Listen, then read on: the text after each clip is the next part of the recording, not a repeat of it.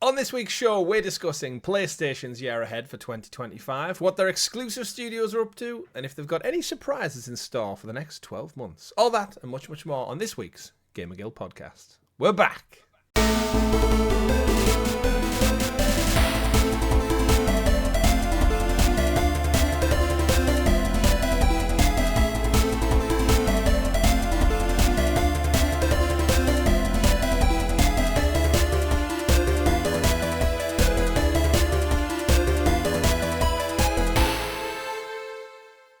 Good game, everyone, and welcome back to your weekly gaming podcast, the GamerGuild Podcast, where we get together to round up all of the video game news for your listening or viewing pleasure right here on youtube.com/GamerGuildTV and available up there in the digital clouds on your podcast platform of choice. Just search for GamerGuild TV or the GamerGuild Podcast and you'll find us there every Monday, 8 a.m. Ready to go live, round everything up. We're back, it's 2025. Your podcast players for the week are myself, Chris, at Arcane Rogue, and the returning man of many pixels, Mr. Richie. Happy New Year. Happy New Year, everyone. How have you been? I've been quite good. Regular listeners will obviously know that we always take a break during Christmas, but if you're new here and wonder why we're saying we're back when we released an episode literally last week, is we haven't actually recorded for about 3 weeks at this point by the time we sat down to record. Yeah, it feels very rusty. Like, we've seen each other. We've gone out for Christmas drinks with our friends, and we've had people around houses and whatnot. So it's not like we haven't seen each other. But yeah, we kind of get a double episode in the bag. And usually the way Christmas and New Year's lands, it can sometimes feel like an eternity between sitting down in the studio and just getting an episode in. So it's interesting. It's been quite a busy Christmas break for me. I've tried not to overdo it, but I am basically about 85% done on going through all of my crap in my house, getting rid of what I don't need, and giving the whole thing a good scrub down. What's thwarted me, the reason I didn't get it all done, is the skip closes. So I've got tons of stuff to take to the tip that I can't. So it's just piled up in my house, which means that my living room is full of stuff that needs to go to the skip. I can't get rid of yet.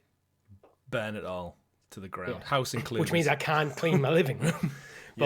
So I try not to overdo it, but I was doing during my Christmas break, a couple of hours a day, maybe spend half the day there just grafting. It's amazing how much crap you can accumulate. Oh, mate, as someone who's got a 1.5-year-old at Christmas, the amount of cardboard and plastic and just gifts that are built up for that. And again, similar scenario, like trying to get it all down to the skip. Our bin collections conveniently lined up quite well this time round, where I was able to get rid of the bulk of the cardboard and paper stuff almost 2 days after Christmas, and then it's recycle not just again. Cardboard and paper, it's just random cables and stuff like that in boxes, because I'm moving in with someone who already has a house and already has stuff. We're taking we have 2 houses worth of stuff to condense into 1 house worth of stuff. Yeah, and who has the better what stuff? What do I need? Yeah, she does. She has for the most part. She have the better Xbox. So it's what? She doesn't have an Xbox. There you go then. See, points to you. She has the better Switch. Yes, newer. But it's an interesting one. Lots of stuff to do. Of course, I'm sure our viewers, audience out there, have hopefully had a fantastic Christmas with loved ones, and they've all been very, very busy. But yeah, it's an interesting one when we get back to kind of talking about gaming news, because traditionally the gaming industry almost shuts down completely over Christmas. They all take two weeks or more off, unless the poor developers who are working on live service games as a service titles. Unfortunately, they need a skeleton crew ticking things over. And they'll be slowly trickling their way back into the office probably from next week, which means the news feed also tends to slow down, which for us who do a weekly news podcast kind of slows things down. So we always like to take the beginning of every year to almost assess the 12 months ahead. So we've got 2025 laid out. It's going to be no doubt an amazing year for video games all over again. I don't think we've had a bad year for video games since we started covering the industry, definitely. No, not really. I mean, when we were covering Stadia, there was some bad years, but there was good stuff happening elsewhere. Yeah, in the industry as a whole has been fantastic, and there's some big things coming up, but we always start all of our shows with obviously talking about what we've been playing. But before we get into all that, don't forget to subscribe, ring that bell if you haven't done so already, ring in the new year with a ring-a-ding-ding of the GamerGuild GamerGuildTV bell. So you're kept in the loop with all the great content, of course. We'll be back this year with all of the same amazing stuff that you're used to. Our weekly live streams every Thursday, me and Richie and sometimes friends get together with you, our wonderful community, and play through some games, whether it's community games or it's single-player narrative games or just a bit of multiplayer. We tend to go through that. Our full intention is, of course, to get back to some of the regular ones this time. We've got Halo 3 lined up. We've got Gears of War 3 lined up as well. We will probably start later this week, so if you're watching this on a Monday, check out the channel for later this week where we'll be diving at something new. And I think we said pre-show, Richie, we're kind of open to where we start the year. If you would like to see us jump straight back into Halo, let us know in the comments below. If you'd like to see us take on Gears of War 3 and kind of flip the script a little bit instead of ping-ponging back and forth, let us know. If you would like something entirely new, let us know. There's many new games came out. There's many retro games came out, and I think we're pretty open to just seeing kind of what we want to go through together. Ideally co-op of some sort, I guess. But then again... Yeah, that's ideally co-op. When we sat down to record, we were just like, where do you want to start? Our stream's like, well, I'm feeling a series, so we've got a run of Thursdays where we both should be free, which is perfect for us doing an ongoing series.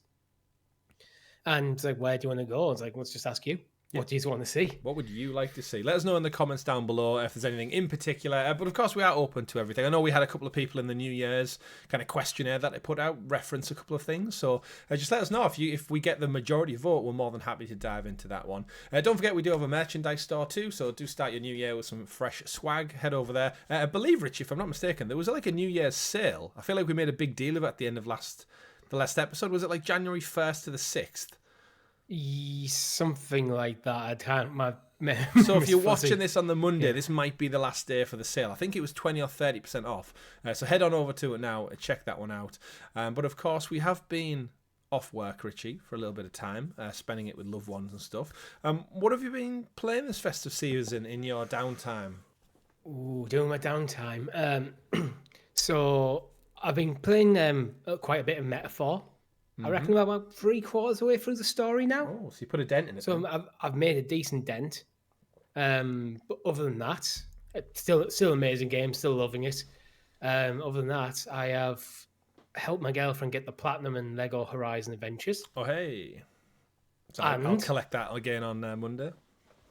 And I'm 2 missions away from finishing the story myself in Lego Horizon Adventures. Oh, okay. And after that, it's just leveling. The grind. It's just the grind to get everyone. I'm going to try and get it done this weekend. Yeah. Because it's one of them. I want to get that platinum because it's fairly easy.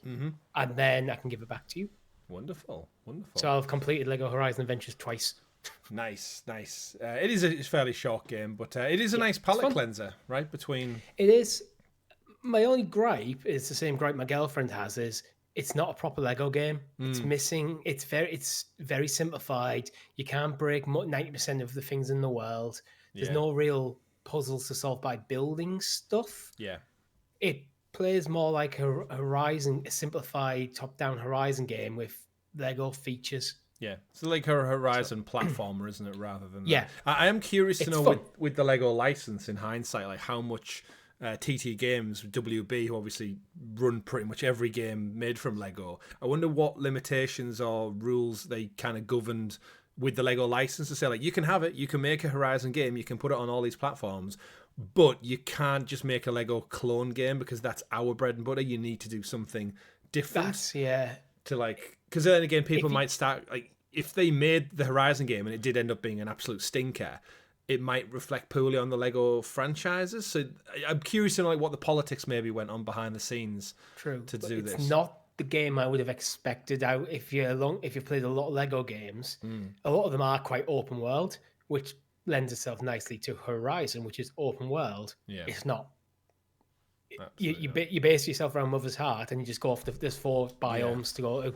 Each has a handful of missions, which you can't replay the missions.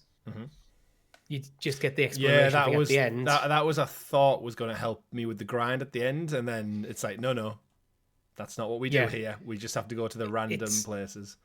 It does feel quite simplified. I honestly wonder what could have happened if they spent another year on it, made the game a bit bigger. Yeah, you could see places where they could definitely expand. Like I got to the end and I'd pretty much had enough studs to buy everything needed for the trophies. But I do appreciate at the same time they held back a little bit on the trophy list because they could have gone hard and said like you need every building unlocked, and they didn't. It was only about I'd say 70% of them they really cared for. So I guess upon completion, Richie, would you quite happily play another version of this game in say 3 years' time, just playing through Forbidden West in this kind of guise? Yes. I don't think the story is as close to Horizon Zero Dawn's as you alluded to. Right. There's a few beats that are along the same path, but I feel it's its own game. I would play a sequel to it.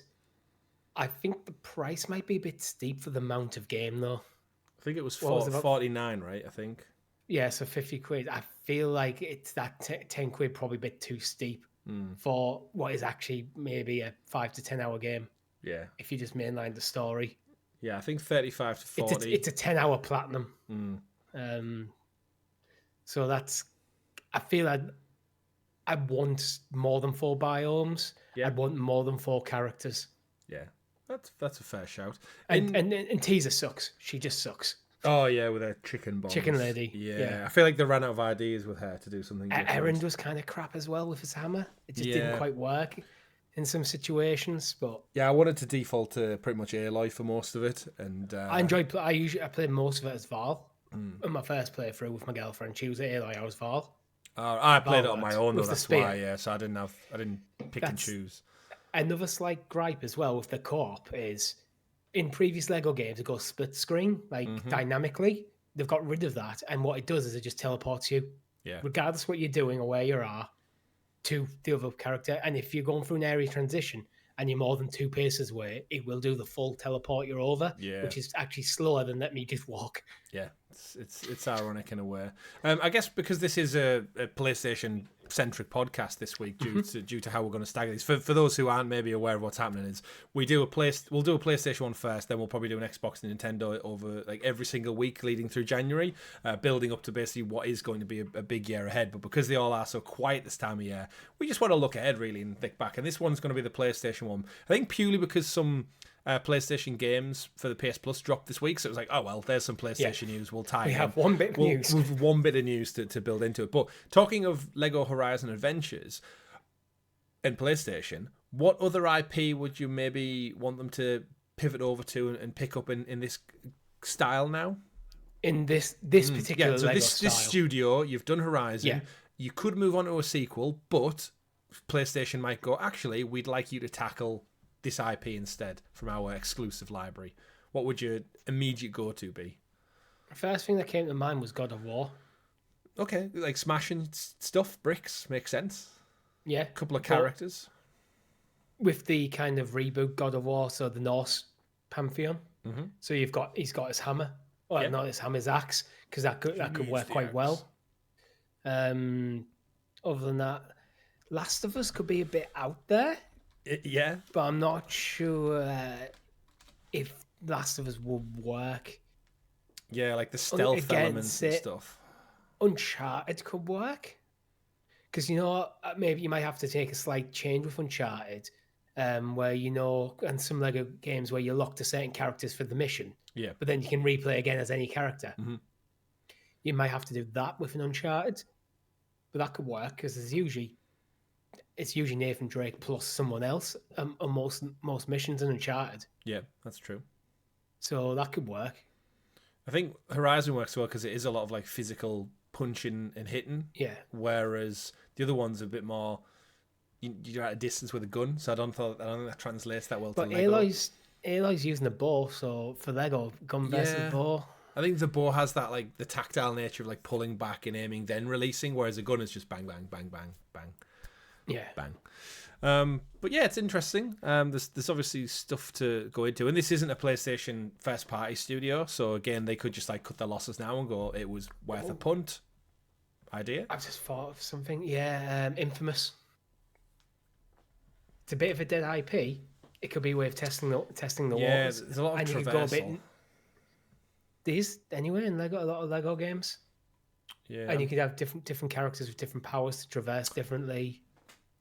Yeah, What about? And you could probably have the license to tell your own story within it as well. I would have thought so. What about Ghost of Tsushima? Get up close with some swords. You could do that, but Lego Japan. I'm thinking you probably need at least 4 key characters, and does Ghost of Tsushima have that? You've probably got 2. Maybe bundle it with Ghost of Yotei. Yeah. Just call it Lego Ghost or something. What about Spider-Man would be easy. Let's just move on. Yeah, Lego Astrobot. Just another Astrobot game, but everything's Lego. I mean, there's some levels that in Astrobot that might as well have been Lego. They're quite Minecrafty in some levels, didn't they? Oh yeah, that's true. The retro stuff, very true. Yeah, I mean, it'd work. But do you need too much Astrobot? There's no such thing. That's interesting. So anything else you've been playing then, otherwise? Pokemon trading card game. Pokemon trading card game. I dabbled a little bit more over Christmas, but I think, again, if I don't get the notifications, my brain doesn't remember it at all. So, all right, I've got into a habit of just playing. That's fair. Part of your routine. In terms of what I've been playing, I've actually had quite a quiet season. I know we clocked off 2 weeks ago saying like, oh, all this time off work and here we go. And in all honesty, I've just spent time with family and friends and loved ones and chilling out. Watch the Lord of the Rings movie, watch some fake Christmas gamer movies. right here. I know, fake gamer. I've played a couple of games of FC24, as you do, like those little half-an-hour windows that we always talk about. And it's just that.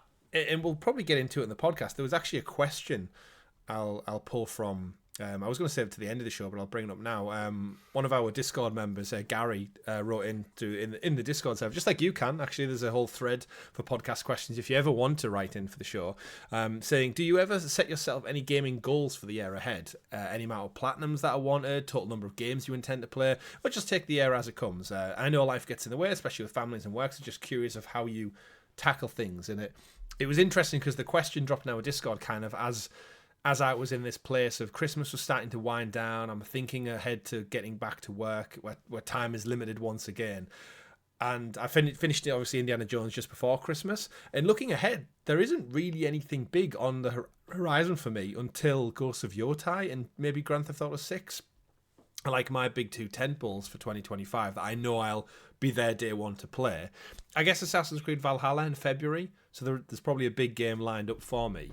But I did have this kind of period over Christmas where it was just like, I don't really have anything to play. There's nothing really I want to play.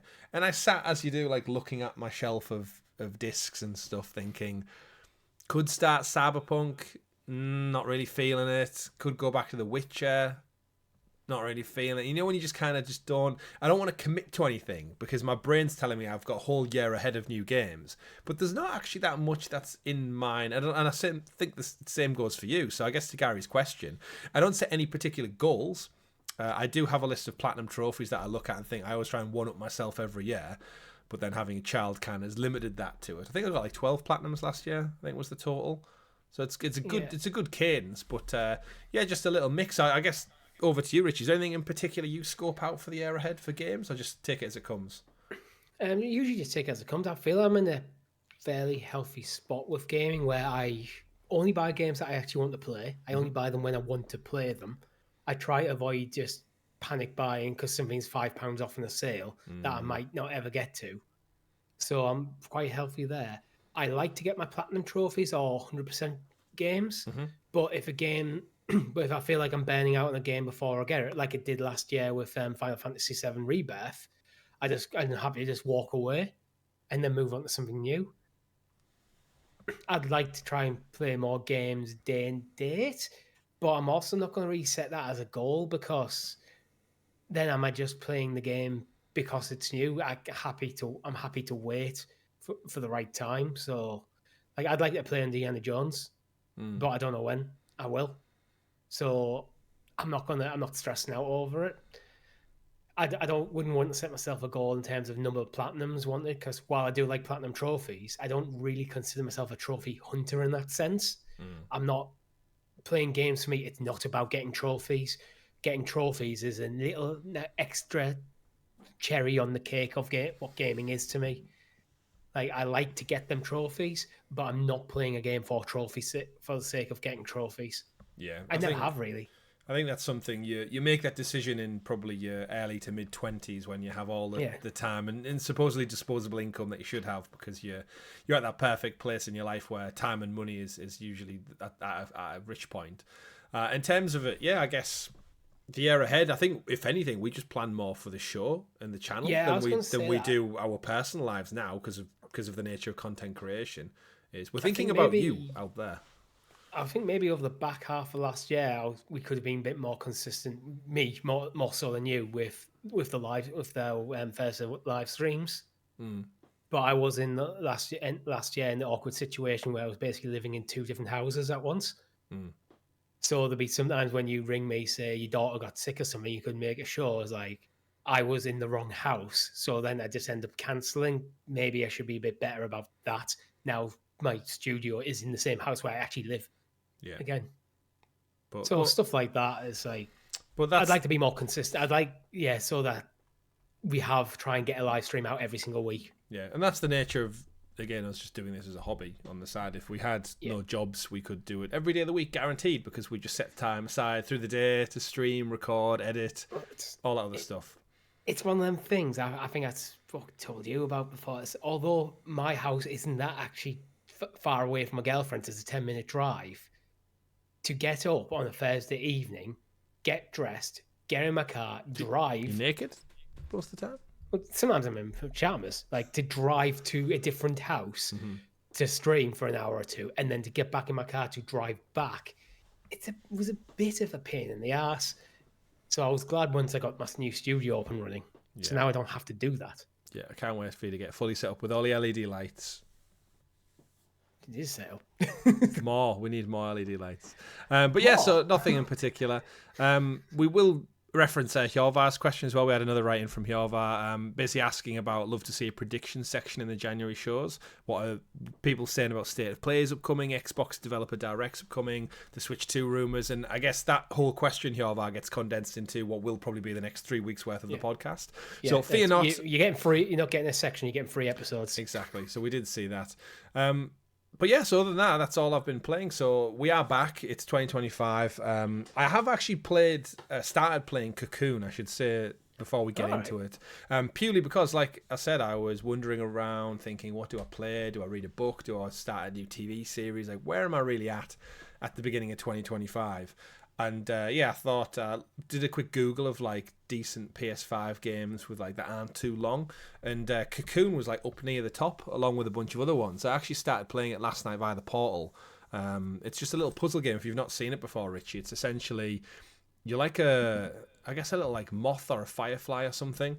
It's made by the people who did Limbo and Inside, so you'll be familiar with the work. But instead of doing like another 2D kind of side scroll puzzle game, they went all out and did like this really warped 3D game where essentially you play this little bug character and it's a combination of puzzles using different light orbs and panels and moving objects to trigger new objects, and it's a quite hard one to describe, but you go through the orbs into like another world, so it's like almost like Inception. You go and like every time you get a color orb you can go into another element, and I feel like it's going to have some kind of typical indie game story where it all loops back on itself at the end, and it's all referencing like rebirth and like life within life and stuff like that. But very interesting art style, very beautiful to look at. The puzzles are fairly straightforward. There are a couple of bits I've got stuck when you needed to bring certain coloured orbs into other certain coloured worlds, and when you kind of get a bit in a loop with yourself where you get lost in the puzzle itself.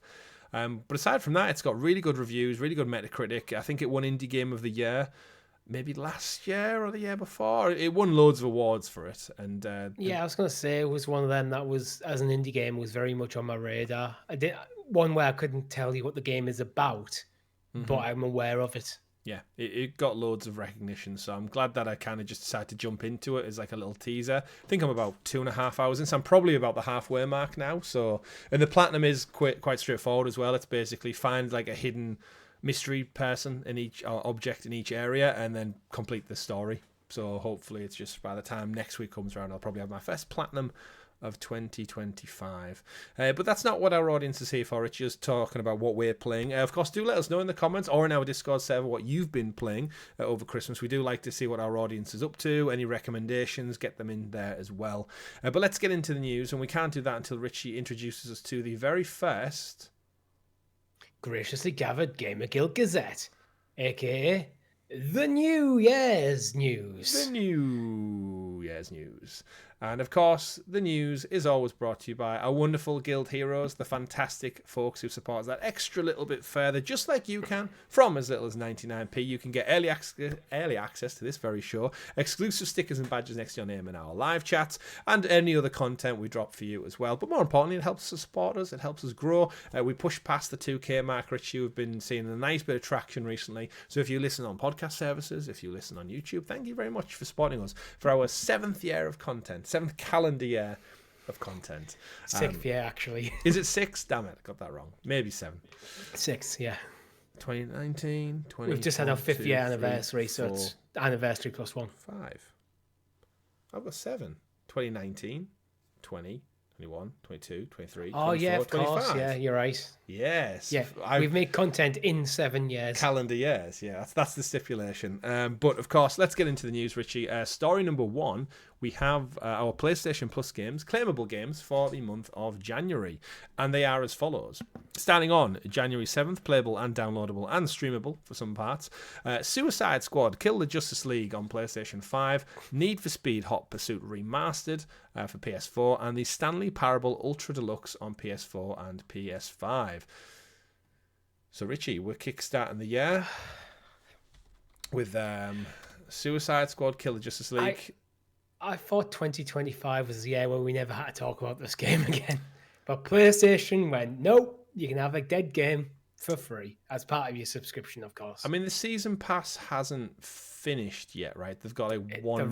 They're closing it down. They've announced it's done. Yeah, that's the last one to get in. So I guess they have said you can still play it offline, but the online component's getting shut down this month. Is it? I'm sure that's what I read. Nah, surely they would give it the online. I think they said they're going to implement offline play, but I don't think the server's going to shut down this soon, right? It's not that bad. I'm just reading from the Wikipedia page. Rocksteady will cease supporting the game in January 2025, though it will remain playable offline. The servers can't be getting shut down this early, though, surely. Either way, Suicide Squad, Kill the Justice League, of course. We've lamented this game for so long now, even beforehand when it was kind of between Gotham Knights and Suicide Squad. We did get Gotham Knights on PlayStation Plus, I feel like half a year ago. So the cadence is there. It's one of them, I guess, as a free game for all intents and purposes. It's probably really good. It's got AAA quality and polish. It's got great voice acting. It's a big IP. But as you said, it's like, is it worth jumping into? Back to my dilemma of what do I play in January? Now I've got this for free as of tomorrow. Doesn't really give me any urge to play it still. No, so I've got no interest. Even though it's just, I'll add it to my library, but it'll never be touched. Yeah. I never thought it looked good. To be perfectly honest, when I was looking at this game, I thought it looked generic as hell. Mm-hmm. And they were relying on the Suicide Squad IP to carry it. Yeah. But the Suicide Squad IP is not strong. So it just looked like a disaster from the beginning. Well, that's where you would hope the Justice League would help that out. But unfortunately, you don't get to play as the Justice League. No. Do you want to play as Batman, the Flash? The people with the cool superhero powers, like the main protagonists in the DC legacy? No. Let's play as King Shark and Captain Boomerang. What I don't get is they must have looked at Marvel's Avengers from Crystal Dynamics and went, shit, we'll do that. Because that, by all intents and purposes, was better than this. And it came out years before, and that didn't land well. So it makes you wonder why they made this game. It's kind of, I think WB kind of haven't got the pulse on gaming at the moment. No. It feels like they're well behind the trends. Yeah. But they're also not even keeping pace with the quality in that trend that they were chasing. That is already in the decline. Yeah. So I don't know what they're doing. Yeah. They nailed it with Hogwarts Legacy. but that seems like a surprise to them more than this. Yeah, I think it was. It was. I bet you there's executives at WB who thought this game was going to do better than Hogwarts Legacy and were surprised when everyone loved Hogwarts Legacy and no one gave a damn about this. Yeah, bit of a shock to the system. And we still wait on Wonder Woman as well to see what that's up to from WB. Monolith working on that after the last Shadow of War game. We had a release, like just a teaser years ago and nothing else. Yeah, it was just like a picture of Wonder Woman. Like, we don't even know if it's the same one from this Rocksteady universe, but I'm sure we'll see something this year about it. So there's your big PlayStation Plus game. For all we know, Rich, our audience could all jump on board and say this is what we want to see a stream on Thursday. Who knows? I mean, you'll have to if that's what you want, get your votes I'll do it down below. The second game you mentioned there was Need for Speed Hot Pursuit Remastered. It's a bit of a odd one for me. This I jumped on board with Need for Speed with Need for Speed Underground, and then the best one, Need for Speed Underground 2. Played Most Wanted as well, which was one after that, and then I think this is where I started to tail off not long after Most Wanted. I think the one after I did get but didn't play as much of it, and I think that was the last one I actually bought. I think I dabbled in some other ones as they came out or came to certain free services, but I haven't actually purchased a Need for Speed game in quite a while. Hot Pursuit, anything for you?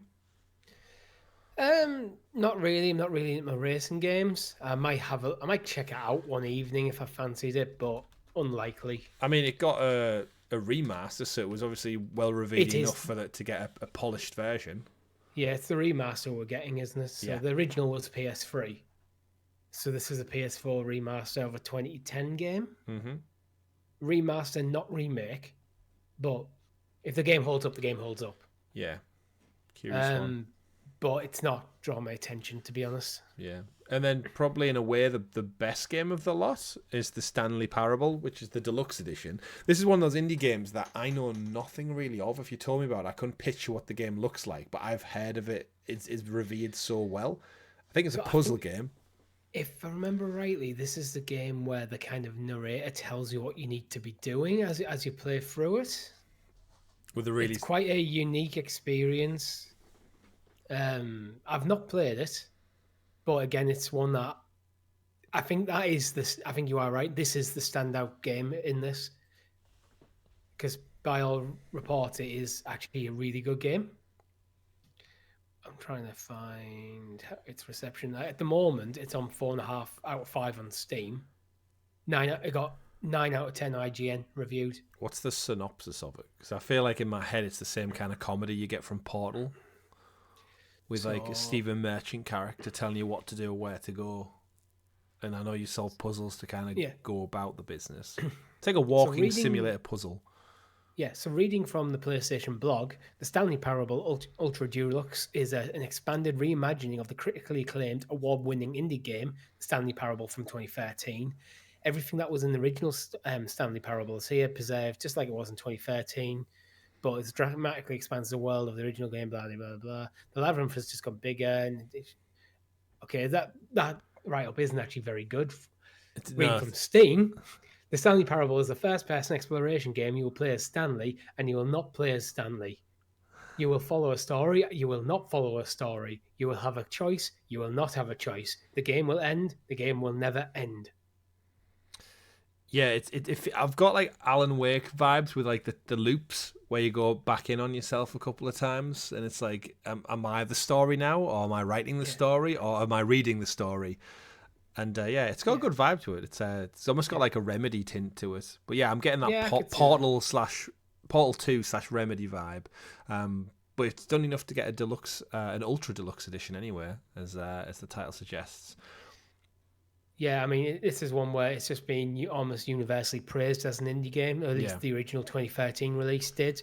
And from what I can tell, the Ultra Deluxe version is similarly reviewed well. So I feel like this is one of them games, to properly get it, you need to play it. Yeah, I feel so as well. Fun fact about the Stanley Parable Ultra Deluxe is you might notice in the trailer that you play as like employee number 427, and they released it on April 27th, which was a nice little like nod to Ford. Obviously, American backwards, wrong calendar, but still, it's still there.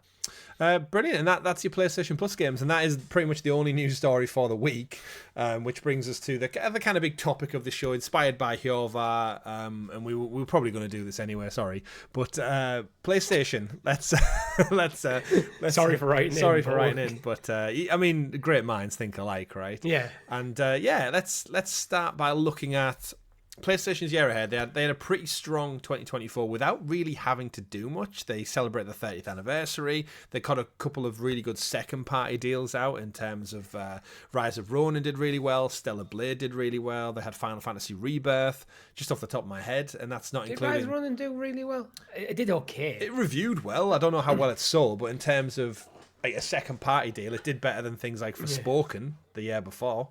Like people were positively talking about it, and it had like a moment, it had like a month, I think, in like a quiet season in late spring, which it kind of took. But remember, I think it came back to back with Stellar Blade almost. It was like month to month beats of like, hey, there's something to play on PlayStation.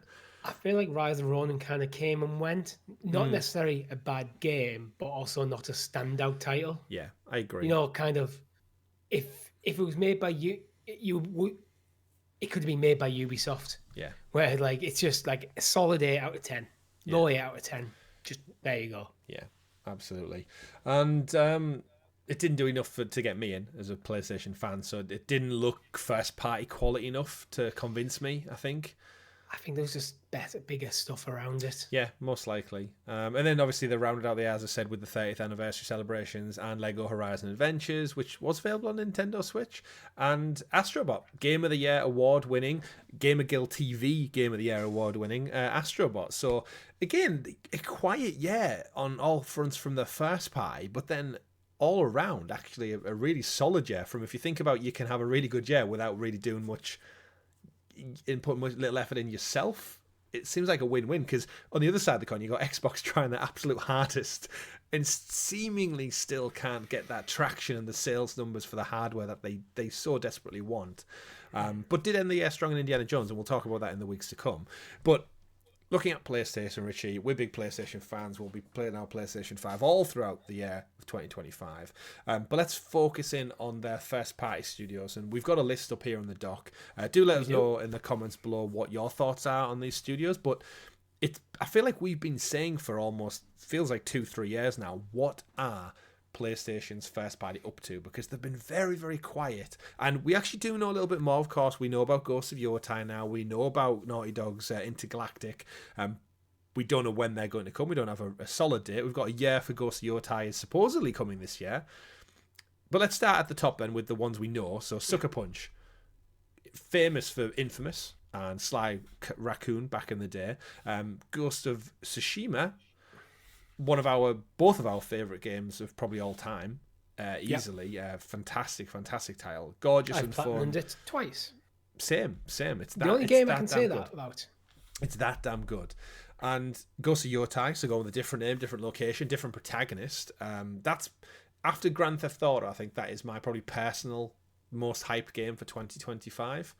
Well, I'm not hyped for Grand Theft Auto, so that is my most. Yeah. I think it is I think the world will be hyped for GTA, but I think me personally, I'll get much more satisfaction out of Ghost of Yotei. 100%, the world is the most anticipated game of 2025 is Grand Theft Auto of all time. Some might say. Arguably it is the most anticipated game of all time. So we've seen a trailer for Ghost of Yotei. We know what it's going to be about, most likely, because it's going to be similar gameplay with like typical sequel games. It's going to like kind of bump it up a little bit. Do you think it's going to hit 2025, or are we just thinking? Are we thinking or hoping? You know what I mean? I think with game development, like Sucker Punch have a decent record. The last one, Ghost of Tsushima, came out in 2020, so that it'll be about 5 years since when it gets around. You thinking it's on track? Yeah, I think so, and I think PlayStation kind of needed to be. The last 2 years, I think, been marred by PlayStation making the decision to go push harder into games as a service, then reversing that decision. Yeah. I feel like Ghost of Yotei was one of the few major studios that probably wasn't impacted too much, despite Ghost of Tsushima Legends being actually a genuinely awesome, fun game. I was just going to say. So you could forgive them of like going like, no, go hard on that, because they could have absolutely made a good games as a service game there. Yeah. Because that DLC felt like them testing the waters. Isn't it that sad irony where Ghost of Tsushima Legends is, like you said, it's fun. It's some of the best multiplayer really I've good played. fun. It's so fun, and it was just a freebie PvE that was added on to at the end of the last game as like a free throw-in, and then. I mean, we'll talk about them soon, but Naughty Dog with Last of Us Factions, like again, that was another great multiplayer game, and yet Sony pumped 400 million into Concord, but knocked on the head Factions, and then seemingly we don't know anything about Legends yet. I think there's going to be something Legends in the pipeline for this team, because as you said, so good. Like I remember doing the co-op with you. We did a little bit on stream, and it's just like once you get hang of the moves, that kind of like ethereal, mysterious world at this, because it's not grounded. The multiplayer is very much just like taking mythology and ghosts and crazy stories from folklore, and you play them, and it's great fun. They took Ghost of Tsushima, which is a single player game where it doesn't really have classes, they have different stances, and they went, right, how do we turn this into a class based co-op game? And then absolutely nailed it. But anyway, Ghost of Yotei, I think it will be 2025, late 2025. Yeah, the last one came out in the summer. I feel like they need something big this year because the PS5 is quite sparse and first party absolute bangers compared to the PS4, and we're about 5 years in now. Like halfway through a traditional cycle. Yeah, so they need to start getting these big hitters on shelves and in people's homes, and so I think they announced Ghost of Yotei with every confidence of hitting that date. Unless Rockstar put theirs out. And that's the elephant in the room for this year, isn't it? Is you don't want to get in the way of GTA. I don't think Sony need to care. Oh, I do. Because they'll have deals with Rockstar as well. That'll prevent them from marketing and stuff like that. You don't want to, mate. Like, no matter how good Ghost of Yotei is, GTA is going to steamroll any hope of sales that you have. Because I just think, I don't know if I agree. I think what will probably happen is anyone who's interested in Ghost of Yotei will buy Ghost of Yotei, play through it, then move over to Grand Theft Auto. I think Grand Theft Auto has the legs, so people will be looking at it and going, you might want to be in the zeitgeist, getting there day and date. But then it doesn't really matter when that game comes out because you're probably not going to play Ghost of Yotei because you're going to be stuck in Grand Theft Auto forever. So I think there is definitely an overlap in the audience. I don't know if it's as big as we think it is. I think there's a lot of people who want to play both games, but the people who want to play both games day and date, I think that's quite a relatively small subsection. Yeah, I just wonder why would you? Like, why risk it? Yeah. Like, if it's an unknown quantity, why risk it? If Grand Theft Auto we're going in middle of June, like, why not just give yourself, like, another month or two polish and just put it out later in the year?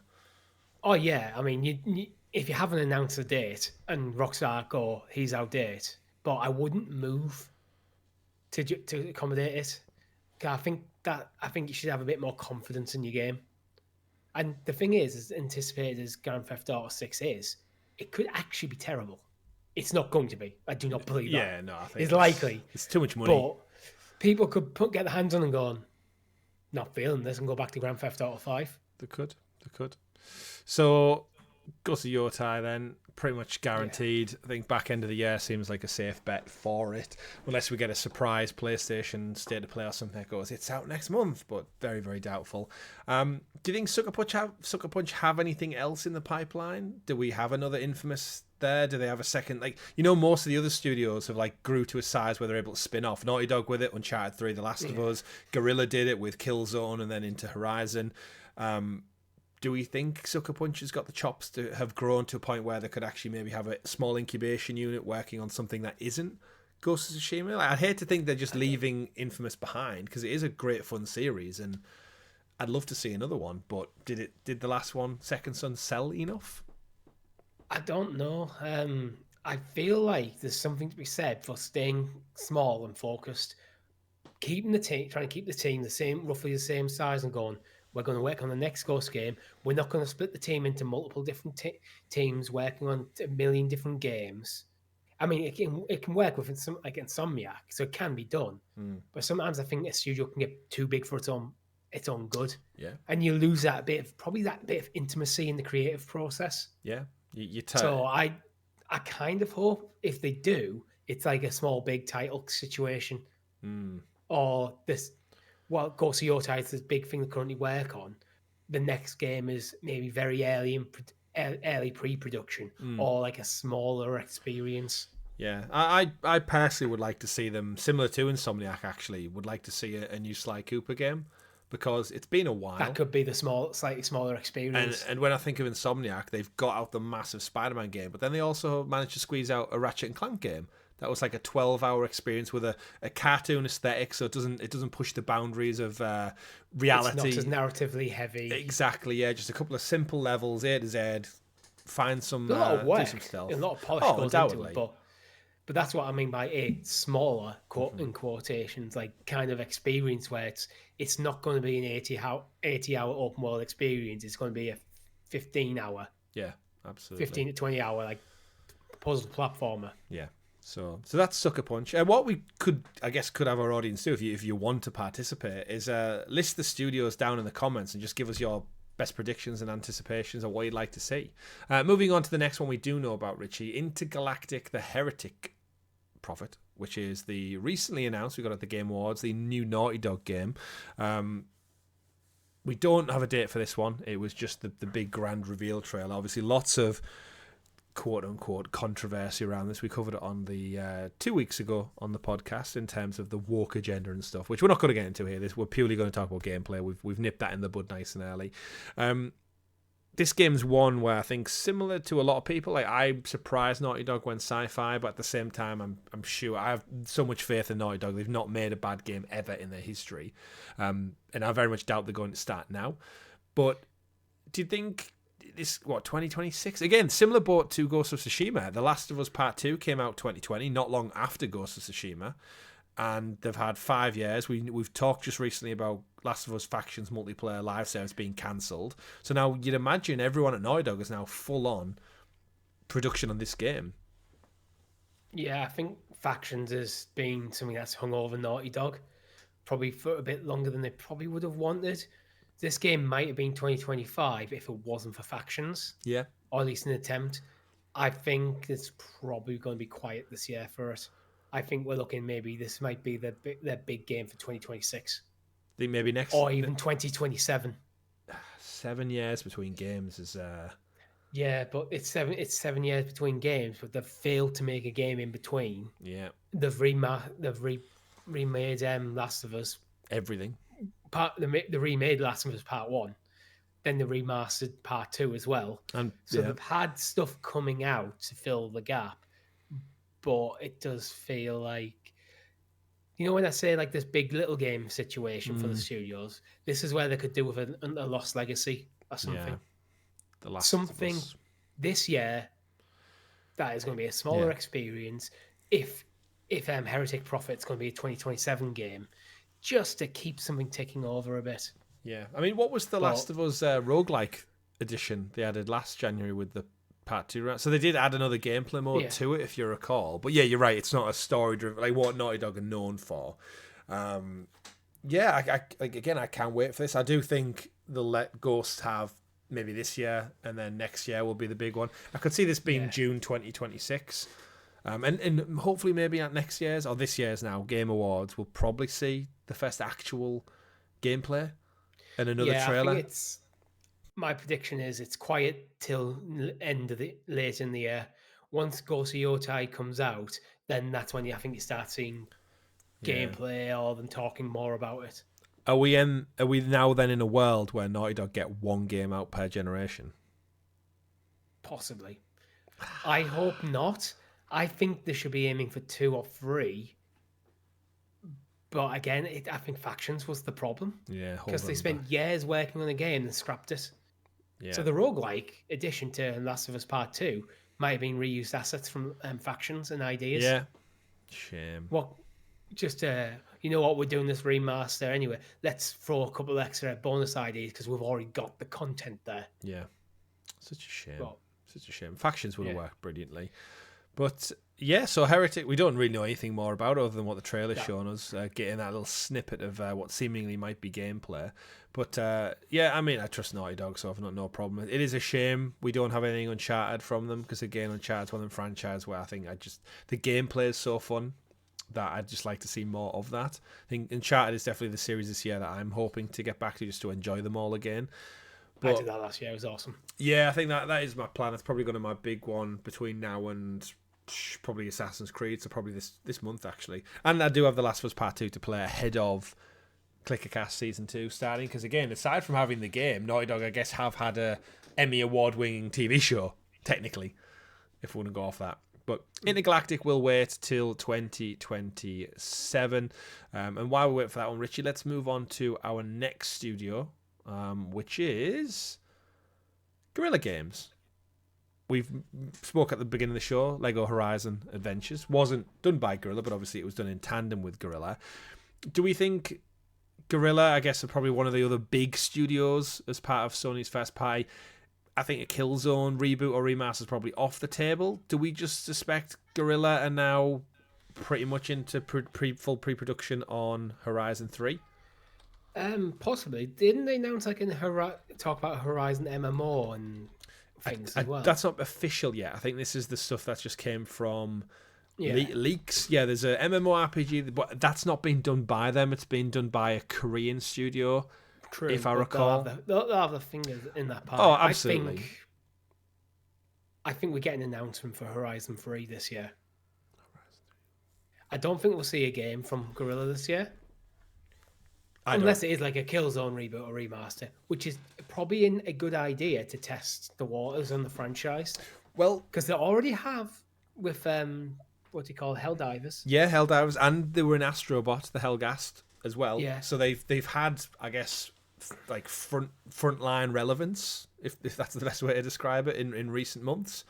And yeah, for all we know, the Helldivers stuff could like catapult the IP back into like conversation again. The whole point of this episode is looking at PlayStation's catalog and portfolio. They don't have a first-person shooter. True. And they own one, they just don't use them. I kind of feel PlayStation look at Guerrilla and go, "You're the Horizon guys now, though. It's such a lucrative IP for them. Yeah. Do Horizon stuff with Horizon. Even if they want to do Killzone or something, it's like maybe they could expand to have a second like studio working on Killzone, because that'd be a cool thing for them to do. Go, yeah, we're making Horizon 3, and we're also going to. I think they need to reboot the Killzone franchise. Yeah, because I think they should give it the God of War treatment, where they take the IP, not necessarily write off what came before, but reimagine what that IP should be in 2025. Yeah, they could easily do that. Like the concept really is like humanity leaves Earth and goes to other planets, and and one of them planets is Helgan, which has its own, like, basically humans get there and they decide that, like, over like the hundreds and hundreds of years, like similar to like America, like Helgan and the Helghast, the people who live there, they have their independence, but then because of the way the war goes, is the planet basically gets fumigated to all shit, so no one can really survive on it. So that's why they all wear these cool gas masks with like red eyes, the Helgan people. And then Killzone Shadowfall, which was the last entry we got, was the Helghast. Basically, the war had gone that bad, but humanity, Earth had won. Spoilers for like a 12-year-old game.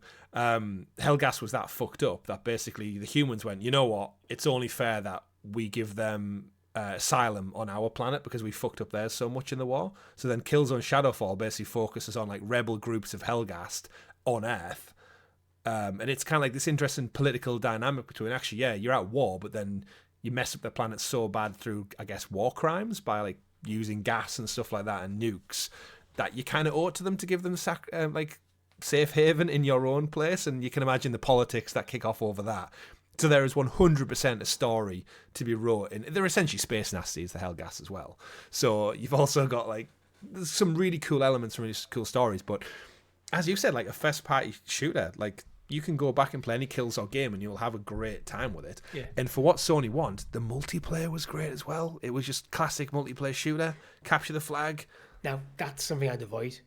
I think if you're going to do a first-person shooter now, you need to be something distinct. If you just copy and pasting what Call of Duty have done for decades now, I feel like you're just going to go, it might fall flat. You need to find a way to make it unique. Come up with new multiplayer modes that make sense for Killzone that don't make sense for other stuff. Like be a bit more creative. Yeah. Give me some PvE. Fine. Make it its own unique thing. That's why I think Rainbow Six Siege does so well, and why Ubisoft haven't managed to recapture that is it's its own unique thing. Yeah. No other game plays like Rainbow Six Siege. Anytime they try to step away and make something that plays like Call of Duty, it fails. Plays like Apex Legends, it fails. Yeah. So I think you need to be careful. I think the first-person shooter genre is so dominated by Call of Duty. You need to find a way, if you're going to do Killzone, to make it unique in every aspect of it, and gameplay has to be part of that. You can't just put a Killzone skin and have it play exactly like Call of Duty. Yeah, and that's why Doom does well, actually, because Doom is still quite unique in the way it plays. Yeah, agreed. So it's finding what makes Killzone great modern days that makes it stand out in a crowded genre. Let's make Killzone great again. But I'm totally with you where I think Horizon is their bread and butter for Guerrilla now. You'd imagine wrapping up on Horizon 3 like in the next 5 or so years is they'll probably move on to a new IP after that, after Horizon wraps up. If the games as a service title goes well, I think a world full of robot dinosaurs and just infinite ways to kill them and hunt them down, and in a Monster Hunter style world, I think that's why the MMO's there. And I think the world to live in will be great. But I think Guerrilla, they probably have a small pre-production team looking at what's ironically beyond the horizon. Yeah, well, it was 5 years between Zero Dawn and Forbidden West. So I'm actually, if we're saying 5 years before Horizon 3, that's 2027. I think it might be 2026 though, just because they probably didn't start working on Forbidden West until late development or even after Zero Dawn came out. Yeah. Where this time, going into Forbidden West, they already knew what they had with the IP. A lot of the groundwork of that world is established. Yeah. And they'll probably writing the next narrative, what Aloy goes on to do, might have started as soon as Forbidden West finished. Yeah, and I think you streamline that production a bit. Yeah, by having the IP be a bit more established. Yeah, and we did have Burning Shores, and they obviously have had Lego Horizon Ventures, and they had Lego Call of the Mountain VR. So they've probably done a lot of consultancy, and the devs have probably been helping out with the aesthetics of the world and script and kind of fact checking the lore and stuff as well. So, I think we could hear about Horizon this year to come out next year. I think probably in terms of big titles, I think it's going to be Ghost of Yotei, Horizon 3, then Heretic. Prophet. I think this is why PlayStation really just need a showcase, don't they? Because they seem to have so much in the tank, and we're not even halfway through this list, and yet it's they have so many guaranteed bangers almost just lined up ready to go, but they just seemingly don't tell us about them. So it's right, let's go. Moving on to Housemarque, the next studio, of course, recently acquired by PlayStation upon the release of their last entry, which was Returnal, which was the kind of 3D roguelike game that totally pivoted away from what Housemarque did. Remember, they did Resogun and Pixel Stardust HD, which were all extensively arcade shooters. And I remember at the time Housemarque put out an actual statement saying, we're no longer going to make this type of game because they're not profitable.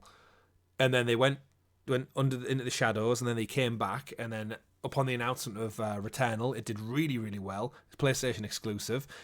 And then PlayStation acquired the studio. So it kind of rode the wave of the roguelike wave, I would say, Richie, where there was a moment in time about probably 2 to 3 years ago where every roguelike was just praised to the high heavens of oh, it's so good. This gameplay loop of die, start again, go into a self-reproducing world is great. And Returnal did well. So what are you expecting from Housemarque? I don't think they're going to go back to arcade shooters, but do you think Returnal is meriting a sequel, having not played it? Because I don't think either of us have.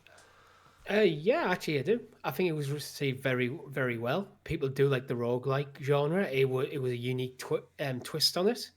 So Returnal, I think, is I think that's probably it for them. We can't. It's hard to speculate on a new IP. Yeah. So we're putting the Doc Returnal 2 on new IP. It's like, well, the new IP could be literally anything.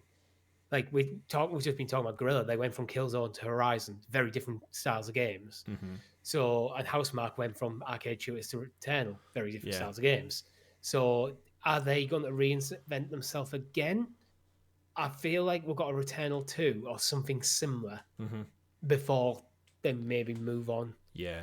I think it's a safe bet. I think the Returnal was so big for them in terms of just sales and like how well it was reviewed that like why would you want to make from that? Yeah. Yeah, they reimagined what they are and succeeded.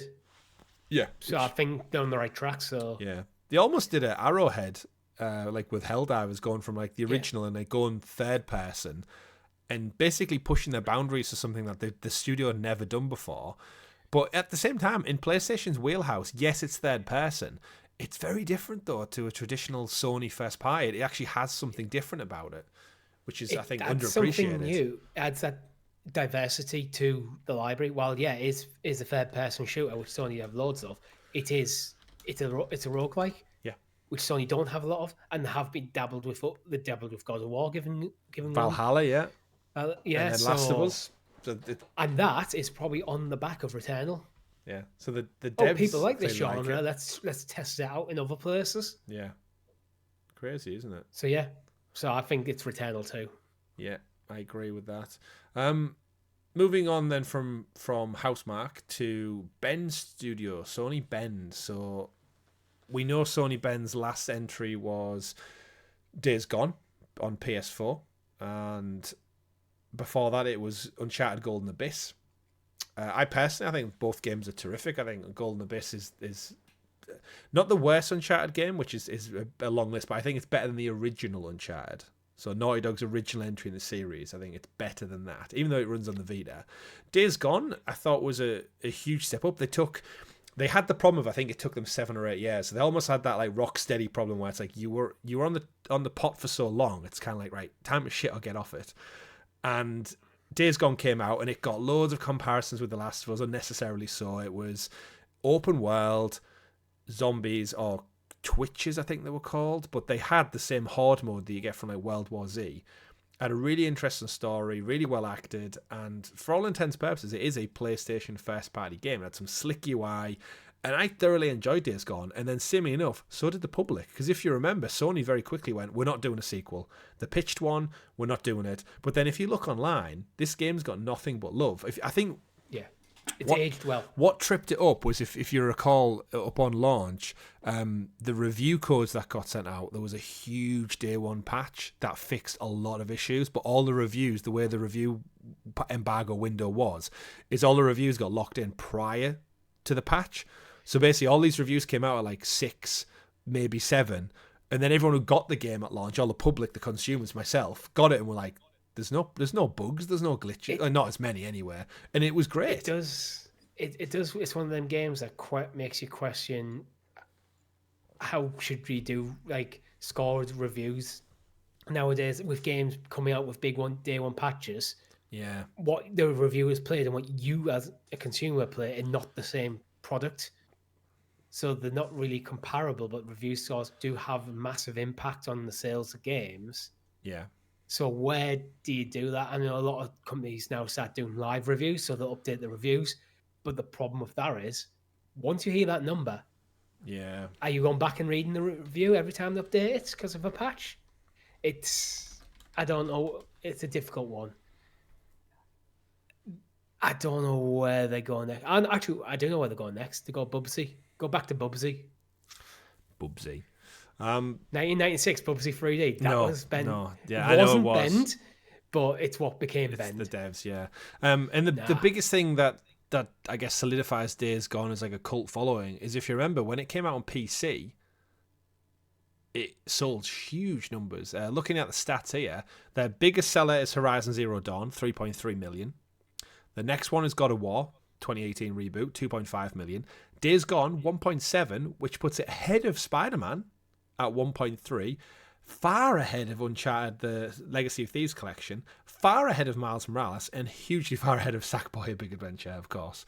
And The Last of Us and them aren't on here because I think this is of like back end of 2022, so they're a bit outdated, sorry.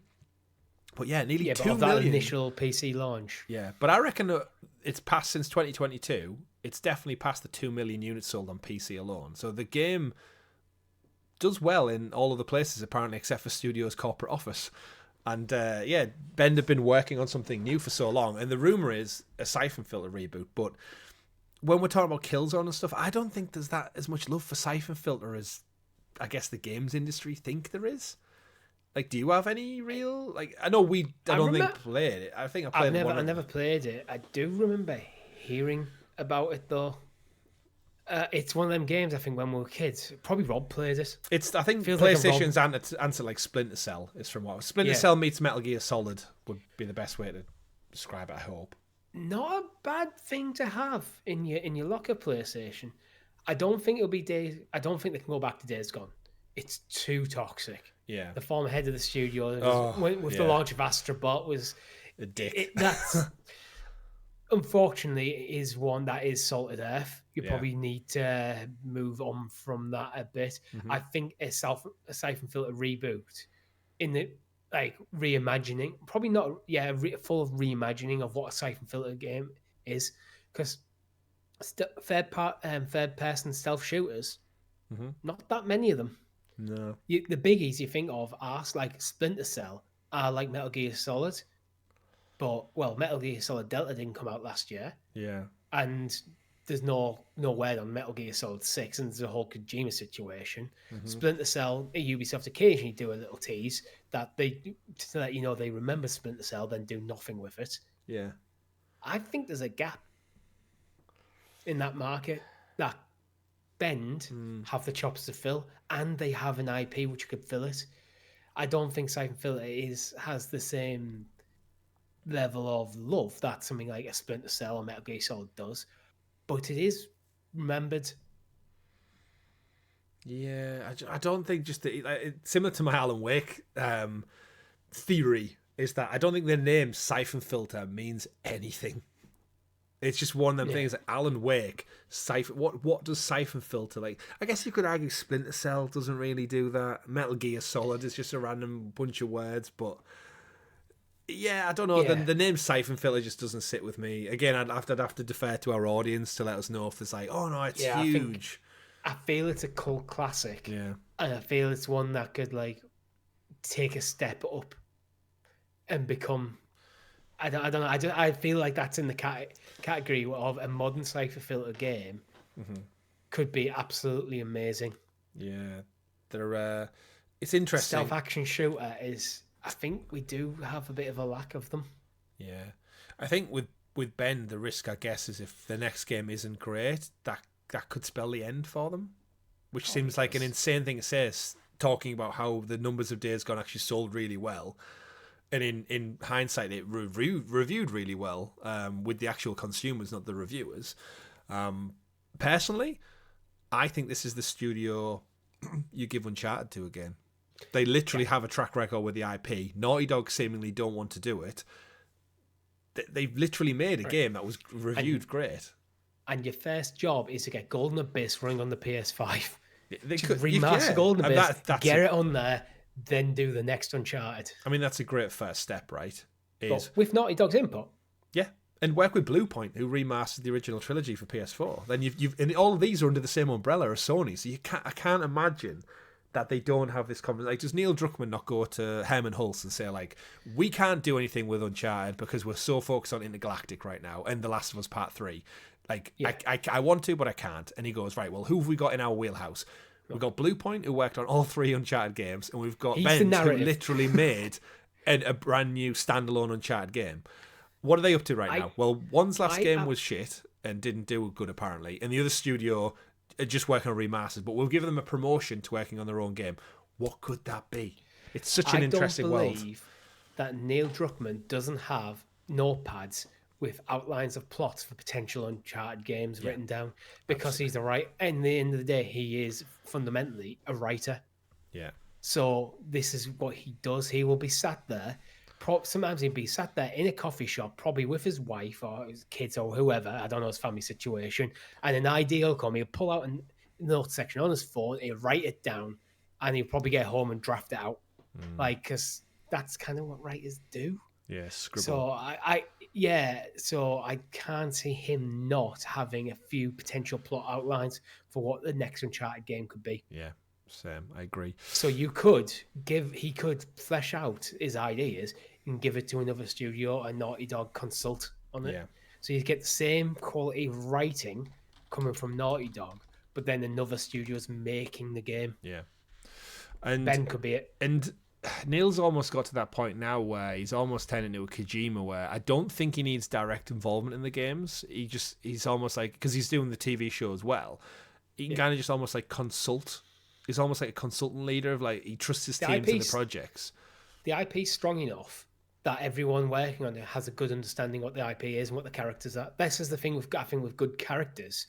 If your character's incredibly well written, it's more about uncovering what their journey is going to be rather than scripting it. Yeah. So like you could put Sully in a situation and you kind of know what he would do in that situation. Yeah, because you've seen him in 4 games. Yeah. Yeah, I agree. Well, moving on from Ben's studio, Team Asobi, we've got probably some quick fire ones here. Team Asobi, of course, recently formed from the remnants of like Studio Japan and some other studios, gave us the wonderful, delightful Astrobot over the Christmas period. I guess autumn into Christmas period. It's got to be a sequel to Astrobot, right, Richie? Like, there's no way the studio is now moving on to a new IP after getting Game of the Year. No, it's Team Asobi, the Astrobot guys. Yeah, I don't think it's a sequel yet. I think it's expansion then sequel. I think or expansions. It could be a platform. It could be a platform to last the rest of the lifespan of PS5. Yeah, I mean, between like how you only get one Mario, usually one mainline Mario game. You could get Astrobot as is, and the way they designed that, you can just add new worlds. Yeah. They've already did it with the Christmas one. Yeah, and the speedruns. They've already shown, and the speedruns. They could bring in speedruns to the rest of the worlds. Yeah, that the rest of the levels that already exist. You could riff on other like concept they've already done, like take a random level out of Astrobot, move a few assets together, and make another speedrun. Mm-hmm. So you could do more stuff like that. You could put new theme stuff. You could bring out an Easter theme stuff. I think they've got a playground, and they've already created the roadmap forward by doing the Christmas level and the speedruns. Yeah, I want to see whatever crazy crap they can do with this game. Yeah, and we saw the interviews leading up to the launch of Astrobot, and the production pipeline that Team Asobi's got for making a level is they can essentially storyboard a level using in-game assets, run through the level themselves on like a draft version, and almost get like the core framework of a new level made within like a week, I think the developers were saying. So you almost wonder, like, the turnaround for the speedruns and then the turnaround for the Christmas content. You do think, like, well, actually, if Sony has the incentive, like, what IP can we get our hands on? What other worlds or biomes could we maybe explore? And I think you're completely right. Like, Astrobot, because they give it just the name Astrobot, it's not tied to, like, a numbered entry or anything like that. It could just be the game is the platform. And as you said, whack a couple new planets on, maybe do, like, a daft, like, Chinese New Year level, then give us a Valentine's Day level, and then we're back to summer, and you can have, like, barbecue season levels on the beach and stuff again, and all them assets exist already good to go. I did, yeah. So, spoilers for anyone who hasn't played the Christmas DLC, but Spider-Man didn't make it to the main game. Yeah. He made it to the DLC. Like, amongst other fantastic IP. We know what Sony Santa Monica, we know what Insomniac are working on. Yeah, absolutely.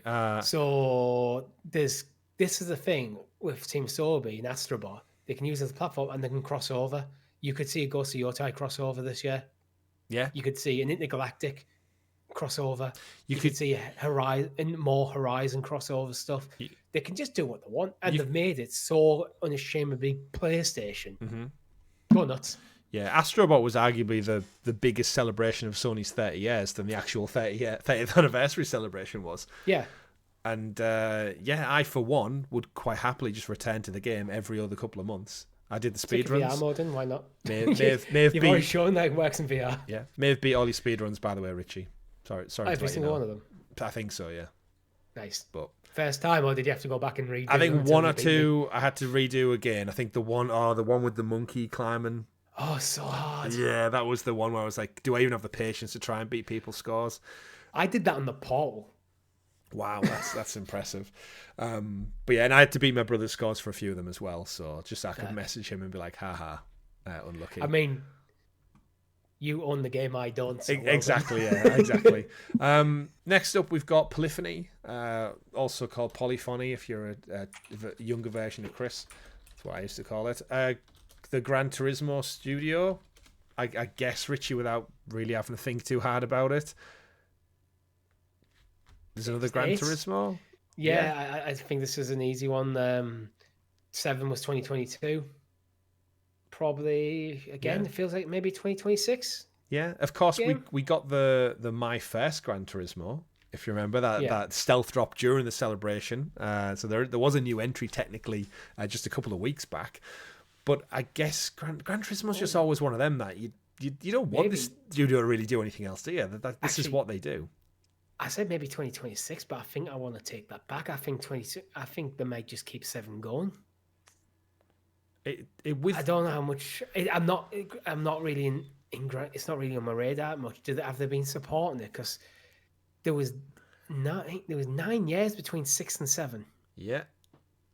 It feels like if they're doing 8, it might be another cross-generation game like 7 was. Yeah, like get a port out for PS6. Yeah, so dual release on 5 and 6. Mm-hmm. Because that's what 7 was. So it might be... the Gran Turismo could be one game a generation. I think it is now, especially as you said with the licensing and everything they have to do for the vehicles. It's like, why bother trying to do it several times? And we've discussed in our Discord about Forza's problems and the crew's problems with like vehicle licensing. So I guess if you can lock it down for longer with less effort, it's better from a contractual standpoint. But I mean, Gran Turismo's looked absolutely beautiful and stunning for probably since the PS3 generation now. Yeah, it's hard to think with the PS5 what they would do to make 8 significantly better than 7 to make you want to switch from 7 to 8. It feels like that's a PS6 jump you want to make, so just keep supporting 7. Yeah. For the time being, I don't really know what else you would do. But there again, I'm not a racing game fan. If you are, let us know in the comments or on the Discord. Why should Polyphony, within the next couple of years, release Gran Turismo 8? Absolutely. And thanks for calling it Polyphony. Not Polyphony. Not Polyphony. Right, next up we've got Firesprite Studios. These Firesprite, I guess, are the only real outlier because they're the only real VR team that Sony have, even though they have PlayStation VR 2. Which, let's face it, Richie, now the Black Friday sales are out of the way and Christmas is out of the way. Did anyone get one of these under the tree this Christmas? Or is this did more people get Portals for Christmas than PSVR 2? Let's be honest. Yeah, I think probably Portals won out. I bet Call the Mountain's fantastic as well, and I'll probably never play it, which irritates me because I love the Horizon franchise. It looks so good, but it's like it's not worth the outlay. And that's the problem. Not worth the outlay for another effectively the same price of your console again to play about 5 games. The only way I'd experience this is if they somehow did like a PSVR arcade machine. So like you and me could go down to our local arcades, have a pint or two, and then they're like, oh look, they've got Horizon the game in like a VR booth. Yeah. If they went, it's 250 quid. And you get the entire library of compatible VR games as part of the package. That's enticing. I think VR, unfortunately, it's such a niche. It's a good niche and a cool niche. But as I've always said with VR 2, the games need to be better than non-VR games to make it worth the outlay of the extra peripherals. And I don't think they're there yet. They're just experiences still. They're cool, so they can be cool in their own right and can be proper games, but but there's also plenty of other games that I just don't have time to play, so I don't see the need. I don't feel the call of the mountain, so to speak. I love it. But it's just like watching the trailer and thinking, like, could you imagine the moment you get to like go underneath a tall neck in VR and look up as it walks past, like a proper Jurassic Park? Yeah, climb it. Yeah, like it's such that'd a shame. be awesome. But all that's been said, I'd love to see PSVR 2 succeed. Yeah, I just don't think there's the appetite really there for it. No. So I'm not sure. I'm not sure what Firesprite does. To be honest, I'm a bit surprised I haven't been shut down. Yeah, I think if shutting them down looks like Sony have abandoned VR. I mean, we've just gone through 7 exclusive Festive Studios, and we've not mentioned VR for any of them.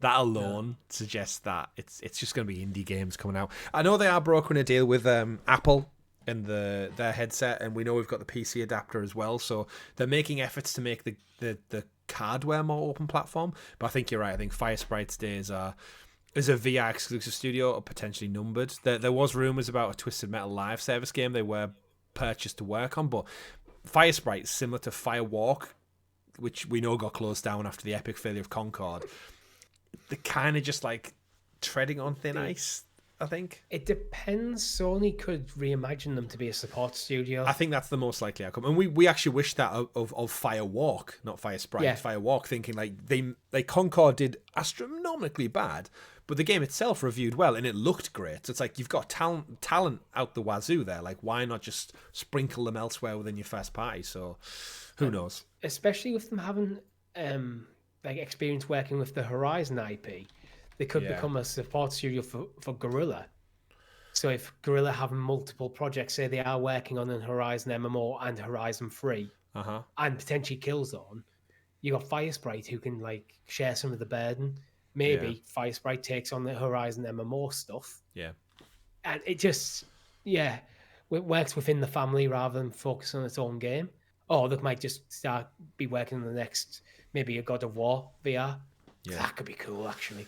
Could. The axe, throwing the axe, summoning it back, and then like the chains. Yeah. Yeah, but again, I think VR's gone. I wonder at what point my prediction of the Portals outselling the VR2 comes true. Like, will they ever share them numbers, or do we have to just guesstimate? Because you have one, I have one now. In fact, I bought 2 now. 2 years ago. No, this past November was its this past November was its first year anniversary. So it's like a year and a couple of months. So I reckon the Portal outsold PSVR 2 in December 2023. just immediately. harsh. No, that's harsh, but I think it's probably within half a year. Yeah. Within 6 months. Yeah.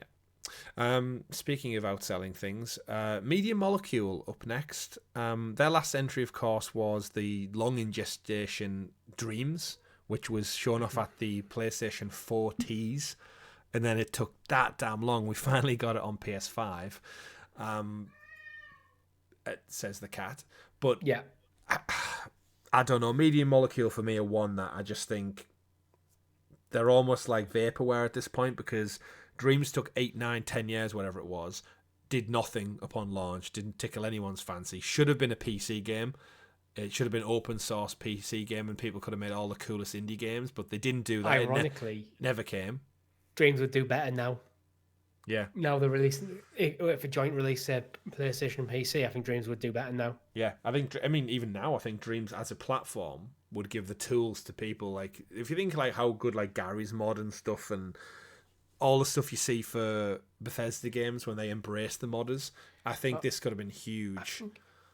I actually disagree. I don't think Bethesda embraced the modders. I think they wanted to control them by making their own turn the modders into a storefront. It's embracing it, right? Financially as really. well. It's but I mean, they could have just shut them down and NDA'd them and said you can't use our content at all. Yeah, but it's like, but I don't know. And with Media Molecule, I am genuinely surprised they're still open. Yeah, the reason, the one reason I think they are around is their current head director for Dreams or something. They won a BAFTA Academy Award. So it's almost like you can't shut down an award-winning studio from an artistic standpoint. You know what I mean? I feel like it ends some lineage there where it's like, okay, almost 10 years ago, you get a pass. You get a pass because of how well they won actually BAFTAs in 2012, 2014, and 2016. But it's been a while. It might not have been BAFTA. It might have been a DICE award. These are genuinely BAFTA. They genuinely won BAFTAs. See what I mean? I feel like it's PlayStation. You want to keep that alive just for the gravitas of going like, we've got the BAFTA award-winning studio, Media Molecule, produce Dreams, but then Dreams shit the bed. So it's like, I don't know. I don't think they'll go back to Little Big Planet. I think that the last entry got handed over to brain not working for the name of the studio.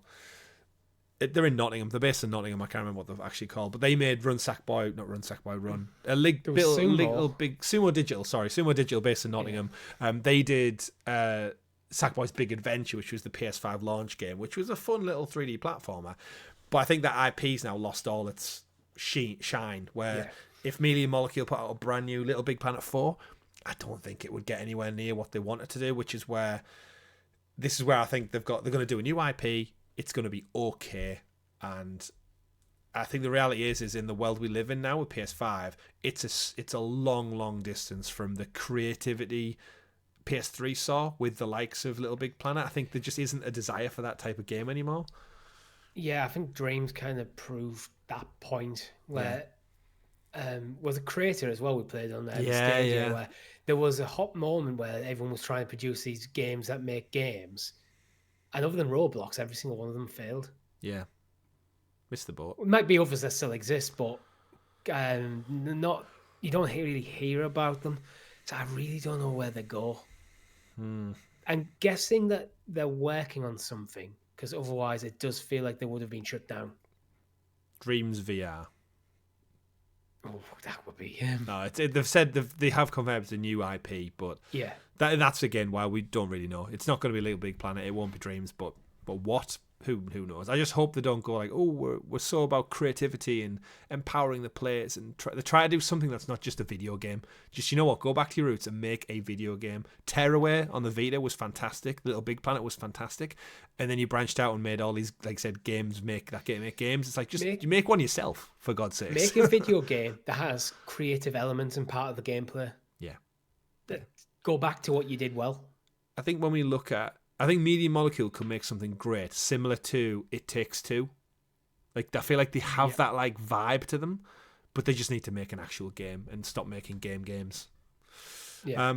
Speaking of games, Bluepoint Games, Richie, are a fantastic studio who've traditionally always done ports. They did the Uncharted collection, and then they did Demon's Souls as well, which was another PS5 launch title, which means alongside the aforementioned Sackboy's Big Adventure, this studio has also been doubling down on making a new entry since the launch of that game.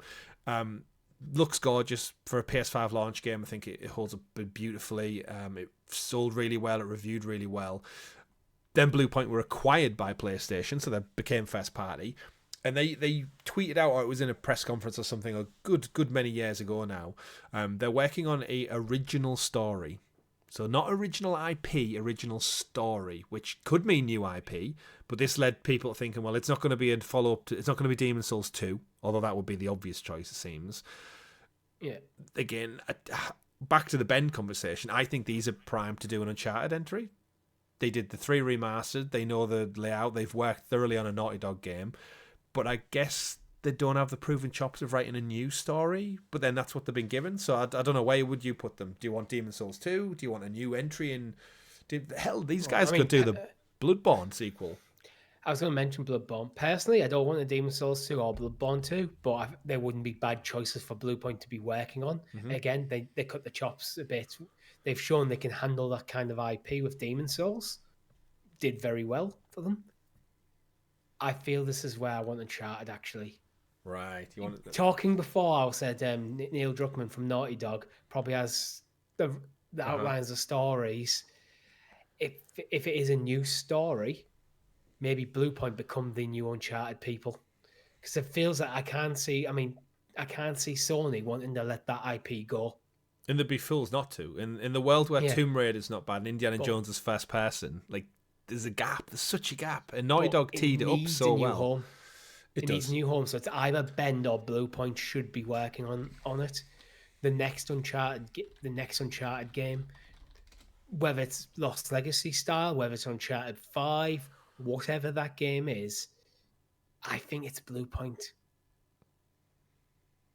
I kind of almost want them to be, but it could be a completely new IP as well. So, yeah, I'm with you. I think Bend would have done a good job, but I think Bluepoint are the ones that they're almost like free enough to tackle this. Yeah. Like they didn't write anything new, but as you said, they've cut their teeth on the collection. And it's a great collection. Which means they understand the stories inside and out. Because you have to study them thoroughly to understand them. And yeah, I think you're right. I think Uncharted needs a new home. And I don't know how close Naughty Dog are. Or I guess having Uncharted Golden Abyss shows that they're not overly protective about sharing their IP. And I think they've moved on so much, Naughty Dog, it's like, right, it's about time. It could be a co-produced game where Bluepoint are doing the heavy lifting and Naughty Dog are consulting on story and gameplay aspects. But they're more doing the consultancy rather than... Yeah, and I guess that goes back to, I mean, realistically, I'd be quite happy with them going back and just remaking the original trilogy again, but with like modern day, because it's been so long. Like that's the reality of like games take so long now. Is that Uncharted 4 and Lost Legacy were 2015 and 16 respectively? It's 2025, Richie. It's been 9 years since those games, which means it's been 15 plus since the original. And Sony are definitely not against remaking games that didn't need remaking. Last of Us, especially from Naughty Dog. Yeah, so it's all there and lined up, but we've got to hear about this soon, right? Like I said, the last one was 2019. My money is either Bloodborne or... Because I think Bloodborne is where they have more license from a FromSoft game to do what they want. Yeah. Or Uncharted. Yeah. I mean, they're primed to do either, right? Similar story. Cut your teeth on Demon's Souls. If Sony own the Bloodborne license, if they can get FromSoft to like consult on it, because again, remember, as of end of last year, Sony own a majority stake in FromSoft's parent studio now. So, and that could be part of this deal. To be honest, they might be looking at if Bluepoint are working on Demon's Souls 2 or Bloodborne 2. Yeah. Sony might have like been in talks like, well, actually, we want a bigger cut of the pie here because we've got something special. Absolutely. Well, moving on though, because we have been going for quite some time, so as we usually do with these type of discussions, Haven Studios, Richie. We obviously have a personal history with Haven because we covered them with Google Stadia. Jade Raymond left to work for Google Stadia, formed a studio, was working on a fantastic new game that only the power of the cloud could make, and then Google shit the bed. The rest is history with that one. But then they did something over there with whatever they were incubating that Sony quickly had a look at them and went, oh, this Haven Studio that Jade spun off from Google, took all the talent with them, and then they had a little sneak peek at a PlayStation, and then out of nowhere they're like, you know what, we're buying them. They saw something enough to just acquire the studio outright before any real content was made. So there was clearly a concept that's been in incubation for probably 5 plus 6 years now. Then we got a trailer at last year's kind of Summer Game Fest, the PlayStation Showcase. We saw it showed off. It looks fun, but at the same time, I think this is going to be Concord 2.0. I don't think that harsh, but because Concord is something special. How much that failed. Yeah.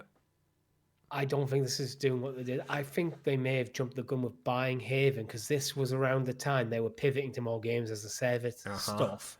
So they're seeing something that looks decent and they had a decent concept. Yeah. But are they behind the times? Yeah, the trailer, from what we know from the trailer, it looks as though it's going to be Rainbow Six Siege, but you are collectively as a team. I think it was 3 teams versus 3, if I recall, and you're trying to rob from the rich to essentially distribute back to the poor, which is Fair Games. It's very centered around kind of money and credits, and every time you kill someone or you break into the vault, you have to get your money back at the end of it.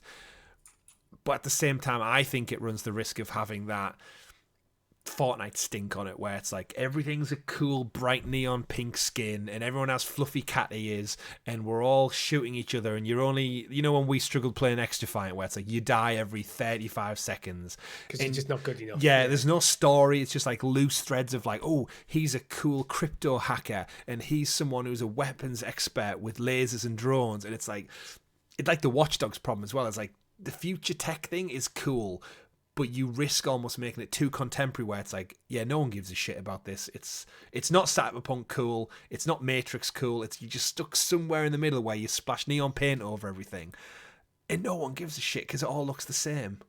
And that's why I worry massively for this. And they're also an unproven studio, remember? So like they've actually never put out a game, so they've got no track record.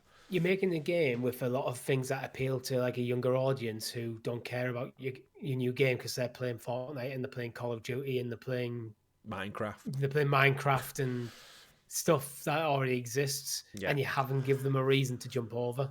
Yeah, and I don't think it's going to fail as hard as Concord. It's definitely got a better concept, I think. I think it might see out a year. Did they put a year on this? I know we got a reveal trailer, but I don't feel like they actually said when, because that was the state of play where they showed off like 5 live service games. I think you and me, you actually might have done a watch along to it, where at the end we were like, none of it really for us. Between Concord, Fairgames, Marathon, I think was the third one, and maybe something else. And I think you and me finished going like, it looked okay, but not really our PlayStation, as we would put it. I think this could be a 2025 game, actually. I think it's about time. It was revealed 2 years ago. Yeah, it's been in production before then.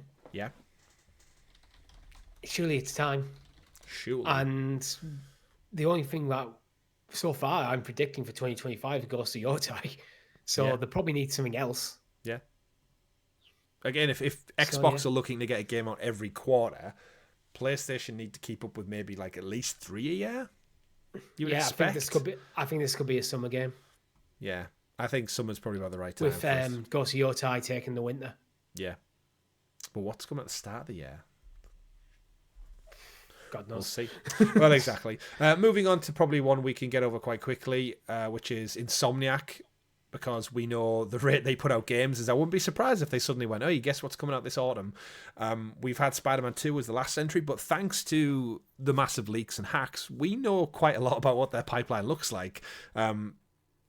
Again, sorry if you haven't listened to hacks, but spoilers, there's a Venom game in the works, which I suspect is going to be like a Miles Morales style size game, which probably for me tells me that's the next entry. I wouldn't be surprised if we see a Venom game this autumn. I think it's Venom, Wolverine, Spider-Man 3. And then after that, it's X-Men was in the pipeline, right? So yeah, I think that's a decent enough cadence. So yeah, Venom this autumn into Christmas. And then probably next summer heading into Wolverine. Because Wolverine was teased quite a long time ago now when you think about it. It was, yeah. So that would sound about right. And then, then you get, I guess, 2-3 years free production time away from the Spider-Man and Wolverine world. To, I guess, go into wrapping up Peter Parker's story, and which inevitably will lead us into X-Men, right? Do you think Wolverine and Spider-Man are inevitably going to be connected up at some point? Like, he's in the same world, right? Like, he has to be. Yeah, I think so. It feels like if they're going to make their own Marvel universe, why not do it? Why not do the thing? Yeah. This is the opportunity, right? You've got an absolute stellar hit on your hands with Spider-Man. Miles it's a cameo. Super well. It's a Miles Morales cameo in a Wolverine game. Yeah, do it. Do the team. I think so. Do we all agree that Peter's probably going to die in the next one? And Miles is going to take over? I feel like, There's definitely a few comic book runs. Or retire. Yeah, give him a happy ending. No one ever. It doesn't always need to die. He could be the guy in the chair. He could go into the multiverse and just have a peaceful life with MJ. Who knows? He could just go back to being a scientist and works on Miles Tech. Yeah, you could do. As he's retired. So we know all about that one. A little one, I guess I touched on it a little bit, but one that it's technically not really the first party, but we got Marathon from Bungie. You know what? I'm going to say it. I think this has the same thing Fairgames has on it. It's got the Bungie gravitas, But I feel like the way Destiny is kind of like slowly started to degrade over time, and then bringing back Marathon, I feel like it could have the hype behind it. But that short snippet trailer we showed off, if you just put the Fairgames logo at the end, I probably wouldn't be able to tell you which was which. Or the Concord trailer. You know what I mean? It's like Bungie have a lot of goodwill, and they've got a proven track record. I think they would have been safer doing Destiny 3. I think so as well. It's probably time for Destiny 3 as well. It's been 10 years since two. Like they had a 10-year plan, like was their initial like promise to fans. And it feels like the paint chipping on Destiny 2 at the moment. It doesn't seem to have the same esteem as it once did.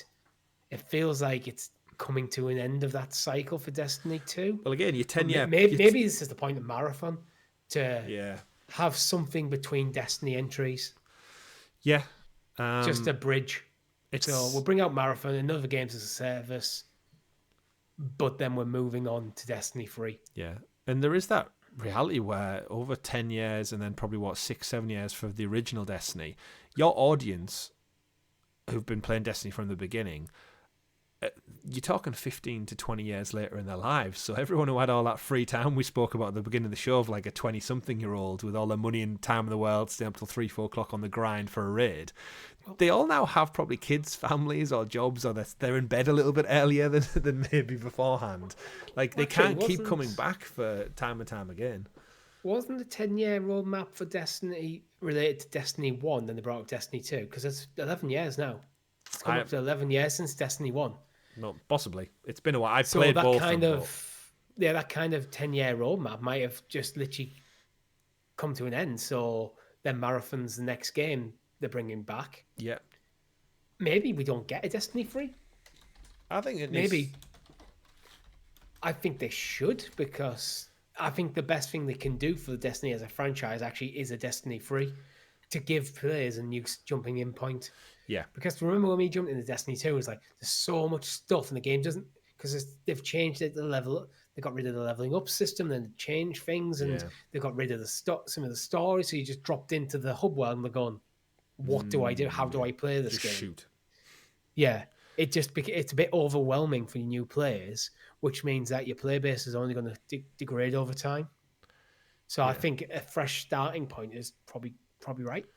Yeah, I agree. But do they want to try and save that for a PS6? Yeah, I think whatever the next Destiny entry be, I think they'd be smart to go like. I feel like Destiny 3 service. for me. Destiny 3 for me is a cross-generation PS5, PS6 game. Yeah. So you're getting the install base of the PS5, but then you're also using it to push the PS6. Yeah. The best place to play Destiny 3 is PS6, that kind of thing. Yeah, and I don't think, and when I say live service, obviously it's going to be live service. I mean, Destiny 3 should be just like a live service. Well, like it should be Destiny, no number, just Destiny, comma, something. Destiny Galaxy, Destiny Universe, whatever it is. Keep it clean. Yeah. It became, as it for new players, I know long-standing Destiny players might disagree here, but as a new player jumping into Destiny 2, when it was like a few years ago, so about 5 years after launch, it was a mess. Yeah. I had no idea what I was doing. I hated the fact there was no level up system. Like, commit to it being an MMO first-person shooter. Yeah. And so what if your new players can't play the end-game content? They'll get there eventually. If they like it. Just leave it in there, leave it clean. Absolutely. But yes. Final two studios we've got, Richie. We've got Sony San Diego, which I think a lot of people often forget about. Those are the guys who work on MLB The Show, which is your yearly baseball entry. I think everyone Europe side probably doesn't really care. Everyone stateside loves it. It's the best baseball game there is going. Rounders. Cricket. A good old game of stickball. Stickball. That'll just keep doing what it's doing. Again, they put it out on PlayStation, Xbox, and Nintendo. So this is actually the only PlayStation studio that puts games out on all platforms. Yeah. So there's almost like a credit where credit's due thing to them. Like that's quite unique. That might be a licensing agreement with MLB. It 100% was, because it used to be exclusive, and then I think to renew the license, MLB were like, we want this on every platform, and it's either you take it or you don't get to make these games. And Sony were obviously like, well, we make enough money from MLB games we want to keep doing it. It's like, okay, if you want to buy this on Xbox, we'll take 30%, 40% of what that profit, whatever it is. Yeah. They basically played hardball like FIFA did with FIFA to EA, but EA went, we don't need FIFA, fuck you, and just decided to make their own. And it made FIFA no difference. Look at the competition, went, now we're good. We'll pass. EA Sports FC it is. Yeah. Whereas I think with MLB, because it's not as popular as, well, football, soccer, is that I think they worried someone like 2K would come in and go, we'll do an MLB game. And Sony went, no, we'll do it. We'll do it multi-platform. Don't worry, we're cool. We'll do it. And to their credit, they've probably made more money with it being on the Switch and on the Xbox. Oh, probably. So unintentionally, they've made a non-exclusive exclusive, and they've made money. So interesting. And then last but not least, in the first party umbrella of studios, we've got Sony Santa Monica, of course, famous recently for God of War. Richie, we had God of War Valhalla kickstarted off last year. Was that a year ago? January we got Valhalla. Well, God of War Ragnarok Valhalla. Oh, of course, wasn't that announced at the Game Awards? Yeah, and it was like out now, the roguelike version of God of War, and it's terrific. So fill your boots on that one. Obviously, the story, I guess, for those who haven't played it, that story arc is over, but there is plenty that could be done. But at the same time, we know Cory Barlog, the previous director of the 2018 reboot, he's been consulting on the last game, but he wasn't the director. He went off and formed his own. Back to what we spoke about earlier on with infamous Sucker Punch. It's a two-game studio. It's a two-game studio. Yeah, he's been working on that with a smaller team, probably a bigger team, for quite some time. And if he's been doing that since 2018, Richie, I think we could see what he's been working on some point this year too. This is why they're primed for a showcase. They're absolutely primed for a showcase. But what comes first? The next God of War. I think that you could do a God of War, what do you call it, like Uncharted, a God of War Lost Legacy kind of, a smaller title focusing on other characters, not Kratos as the main character. Yeah, I completely agree. You can come back to Kratos for another Pantheon later. Yeah, I mean, there's a couple so of levels. Stay in the Norse thing, which that could be the next game while they're biding time for the new IP. Well, you've got your assets for everything Norse made. I think, similar to the game, if you remember in Ragnarok, there was a couple of levels where you play as Atreus and he meets other people and Kratos just isn't even around. Yeah. I think a game focused on just some little mini adventures with Atreus in that world would do me. I feel Ragnarok sets up Atreus to potentially helm his own game. You play him enough, and it is more like a dual protagonist game. Yeah. I agree. Mainly Kratos, but a smaller title in the size of like a Lost Legacy was to like Uncharted 4. Yeah. As Atreus could kind of continue his story. Yeah. Kratos can still be in there, but I don't think he's the focus. It's not his story, it's Atreus' story. The next one. And PlayStation have a legacy for doing that. Like you mentioned Lost Legacy, we've had Miles Morales, we had infamous First Light. So every studio traditionally has made a separate standalone, almost like mini experience, except for Santa Monica. So we got Valhalla, so they're clearly happy to go back and work on smaller things and additions and features. But yeah, I would love, like, imagine just like for next winter, next Christmas, they're just like, yeah, there's a smaller Trace story that just kind of wraps up his little piece from Ragnarok. It's a 20-hour game. Yeah. $50 price point. He's a 20 to 30-hour game. Yeah. Fill your boots. And there's enough characters in Ragnarok to like create like another little mini cast list so you get to explore more of their lives as well. Like maybe Atreus gets to take Mamiya with him while they go and hang out with, it was Agraboda or something was the girl, and maybe he bumps in, maybe he goes to another one of the realms that we've not seen before. That's it, 'cause not every realm was opened up, so you bring back the whole like central hub. Yep. Because you can just go to more realms. God. It's there. Like Ragnarok was so good, wasn't it? It was so good. But that's all the first party. We wouldn't be amiss before we continue to maybe take a glance at some of the second party for the year ahead. I think we can all agree Helldivers is probably going to see a lot more for 2025. Of course, that's Arrowhead's second party. I think Sony would be daft to not buy these guys now, right? Yeah, like the success and I guess the re-success of the Omens of Tyranny that just launched for free over the Christmas period. It saw like huge boosts in numbers. They've said they want to support it for years to come. This is PlayStation's Sleeper Live service hit, which they almost stumbled on and almost spared their blushes of Concord because Helldivers did so well. So it balanced the books financially for them. It almost feels more of a when rather than if with Arrowhead's purchase, to be honest. Yeah. It might take a while. I think it might be after April. The new financial year, so it's on the next set of books. Yeah, I think that's a smart choice, yeah. And it's one of the things, inevitably, if you snap them up now and then you just get them to work eventually on a Helldivers 3, I feel like Helldivers 3 would have just as like a big hit. You're almost like guaranteed to make money in like 7-8 years' time with Helldivers 3. Just because 100%. Of how successful 2 launched. So as long as you don't mess with the formula, in like, can you imagine in 8 years' time when all like the 12, 13-year-olds are like 20 odd and then message all the mates, go, mate, have you seen the Helldivers 3 trailer? It's out this year. Like, shit, it's happening. Can you remember when we were in school and this is all we played together? Or like people like me who are like, remember Helldivers 2 after Helldivers 1 you played? My brother was playing Helldivers on PC. There you go. So yeah, it's got enough zeitgeist to it that I think it would do wonders. So yeah, buy Arrowhead.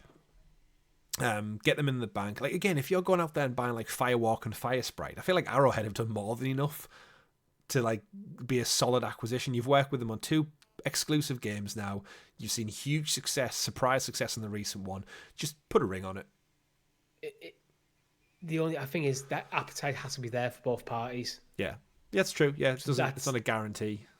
So it might just be a case of Arrowhead going, no, we're good. We're happy to work with you. We're happy to do exclusives, but we're quite happy with what we're doing. Yeah. And it might just be a case of we like the idea of, you know what, if we're done when we're done with Helldivers, going off to do something completely different and having our options fully open. It might be one of them situations. Yeah.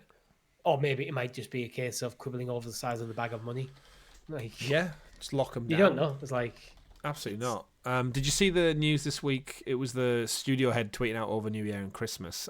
They did have a pitch for a game called... It built into the Helldivers universe called Eagles of Democracy. And it was going to be a Star Fox style game set in the Helldivers universe where you fly around in like MiGs and jets and stuff and shoot shit down, cool. But for freedom and democracy, I guess. Yeah. Killing the same bad guys.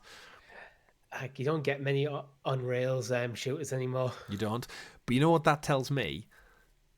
Reading between the lines, I think they're going to add jets or something into Helldivers, where if you call in a airstrike, someone on your team or maybe someone else playing a different style game could help out in real time.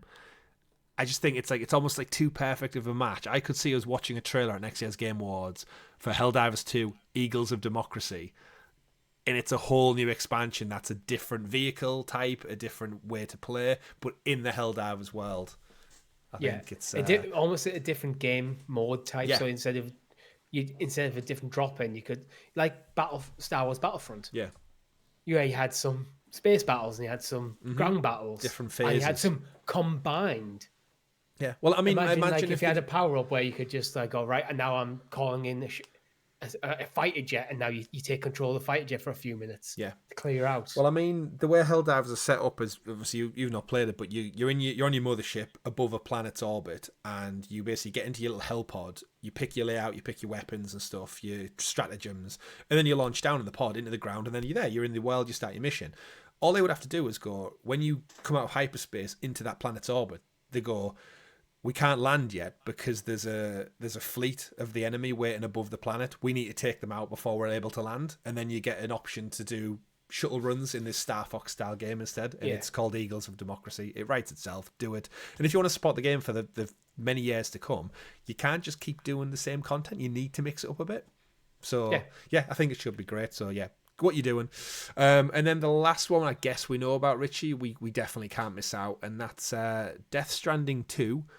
Terrible name, on the beach, coming this year. This does have a 2025 date. We don't have a window, but again, it's been a good couple of years since Kojima brought out Death Stranding. We've seen about 20-30 minutes worth of trailers for this game already. Didn't see it at the Game Awards, funnily enough, which Kojima was there, but for some reason he didn't get the same time as he usually does. Death Stranding is one of them exclusives that I feel like I need to get round to before the new one comes out. It's Kojima. It's reviewed really well. It looks gorgeous, and I'm like, I might enjoy it. And I'm like, I feel like I need to give it a fair shake before 2 comes out, just so I can make that decision of, do I want to be there day 1 for 2, or is it this game just not for me? I have a very, very small passing interest. I remember the marketing for Death Stranding being all about Kojima's next game rather than being about the game itself. Yeah. And to be honest, that was one of the things that put me off it. Because I always got the impression of, why aren't they talking about what the game is? Yeah. Why are they hiding behind Kojima? I think I was wrong because it did review well. And I think it would be a really good game.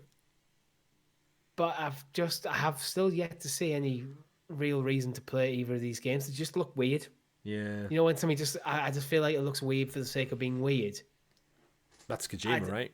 There is probably like a solid artistic vision in there, but there's a million other games that I know that I want to play. Yeah, I've heard it's very polarized. You'll either love it or you won't enjoy it. So it's I feel like I need to give it a fair shake just to make my own assumptions. But yeah, you're right. It's very much Kojima going. A Kojima game produced by Kojima, written by Kojima, made by Kojima. You've got about 100 credits and it's all just his name several times over. And nobody knows what the fuck's going on. But we can definitely agree. It looks gorgeous. Even when I've asked people who've played it, and they go, "Oh, you're this guy with a baby strapped to him, and you deliver parcels." Yeah. What? So why is it? Why is that fun? Like, tell me more. And I've just never really got answers to that question. This is a good one for the comments or Discord. Like, why should I play Death Stranding? Try and explain to me why you should play Death Stranding. Yeah. And should I just watch a big 7-hour movie? Yeah. On it. Yeah, interesting one. Lots to do, lots to see, and no doubt we'll see more of this. This is, I think, would round out a PlayStation Showcase, our state of play heading into this year, because between that and Ghost of Yotei, that could be 2 of their big ones. Yeah. And probably Fairgames is definitely going to come out at some point. Either Fairgames or what was the other one? Marathon is this year, I reckon. Yeah, I agree. Maybe even both. Probably not. Probably not. But yeah, that I guess gives us a good in-depth look at the year ahead for PlayStation. Some things we will see, some things we won't. Hopefully they'll be a little bit more open with talking about it. Really, really push for, I think, shifting some units of PlayStation 5 in the year and beyond. Because yeah, you can only go off goodwill for so long, and I think not having your own Festive Studios there, it's a bit of like a elephant in the room kind of scenario. It's like, but now we do know, to their credit, we doubt. Like, 2-3 months ago, we didn't know about Ghost of Yotei, we didn't know about Intergalactic, and now we do. So they are starting to peel back the curtain, but I do want just like that banger showcase where you and me sit at the end and go, that was immense. We saw like the future of PlayStation, and I cannot wait. Do you feel Intergalactic being at the Game Awards was Sony going, just trying to whet our appetites as well before a showcase? I hope so. When, you know what? We're not going to talk about Intergalactic in our next showcase, so we're going to talk about here. Just to go, we've talked about it. We'll put that aside for now. Forget about that. Here's what we've got for you coming in 2020. That's what I want. I want an idea. If I was running Sony, Microsoft, Nintendo, either December or January, I'd be going, this is what we've got. You can expect from us this year. Yeah. And then mid-year, I'd be coming back and going, this is what you can expect for us the rest of the year. And first half of 2026. Yeah. And almost have that 6 month, try and get that 6 monthly cadence. Yeah, double punch. Yeah. And don't forget GTA 6. And you can have small stuff in between, but yeah. It's coming, and probably more stuff down the pipeline. But that's the 2025 year ahead. I'm excited. We're excited. You should be excited, of course. We've got a fantastic 2025 ahead here for the channel as well. We've got new shows coming as well in the form of the Clickercast. We'll be back for the last of season 2 some point in the spring. We've got our live streams, our games are remember. Let us know in the comments of the Discord what you'd like us to play this coming week. We're happy to take on a new series together, me and Richie playing on the sticks. Of course, we'll do live streams and everything in between. But Richie, that brings us to an end of our first full official game of the year. Obviously, there was an episode that went out this week, but it was crossover 24-25. So we're finally here, kickstarting things off once again. But we do end every episode with looking back at this day in video game history. January 3rd, not a great day for releases, I'm going to predict, Richie. Anything stand out for you? I haven't looked. Well, there's absolutely nothing. 15 years ago, Tony Hawk 9 on the BlackBerry. There's one for you. Yeah, there's nothing. My Little Pony, Pocket Today, Ponies. Tower Defense came out on PC. Tower Defense. South Park Rally came out 25 years ago on the PlayStation, the original one. But yeah, other than that, January doesn't seem... I mean, traditionally, January was a terrible time for video game releases, full stop. And it was only, I feel like, the PS4 generation when people started to go in, like, the March and the April, if you remember. It was Horizon Zero Dawn kind of booked the trend, didn't it? Well, it was Horizon and Zelda, if you remember, went in the March. Yeah. And it was like, oh, shit. And that kickstarted the year off. And I feel like now we get everything. We've got Dynasty Warriors Origins coming soon. We've got Monster Hunter Wilds coming soon. Like, the start of this year is stacked. Assassin's Creed Valhalla, February. You've got 3 months with 3 banger AAA titles already lined up. In previous years, you get nothing. So, yeah, no games in the history, but that trend will be very much booked in 2025. But don't forget, like, subscribe, ring that bell so you kept in the loop with all the great content we do here. Of course, if you want to support the channel extra little bit more, you can click join down below, become a member, become a guild hero, and support us that extra little bit further. As we try and grow our channel, we grow our content. Recently passed that wonderful 2K mark, and we couldn't do it without your wonderful support. But that's been episode 73. My name's been Chris. And I've been Richie. We've been GamerGuildTV, folks, and remember, play wherever makes you the happiest. We'll see you next week. Goodbye. Goodbye.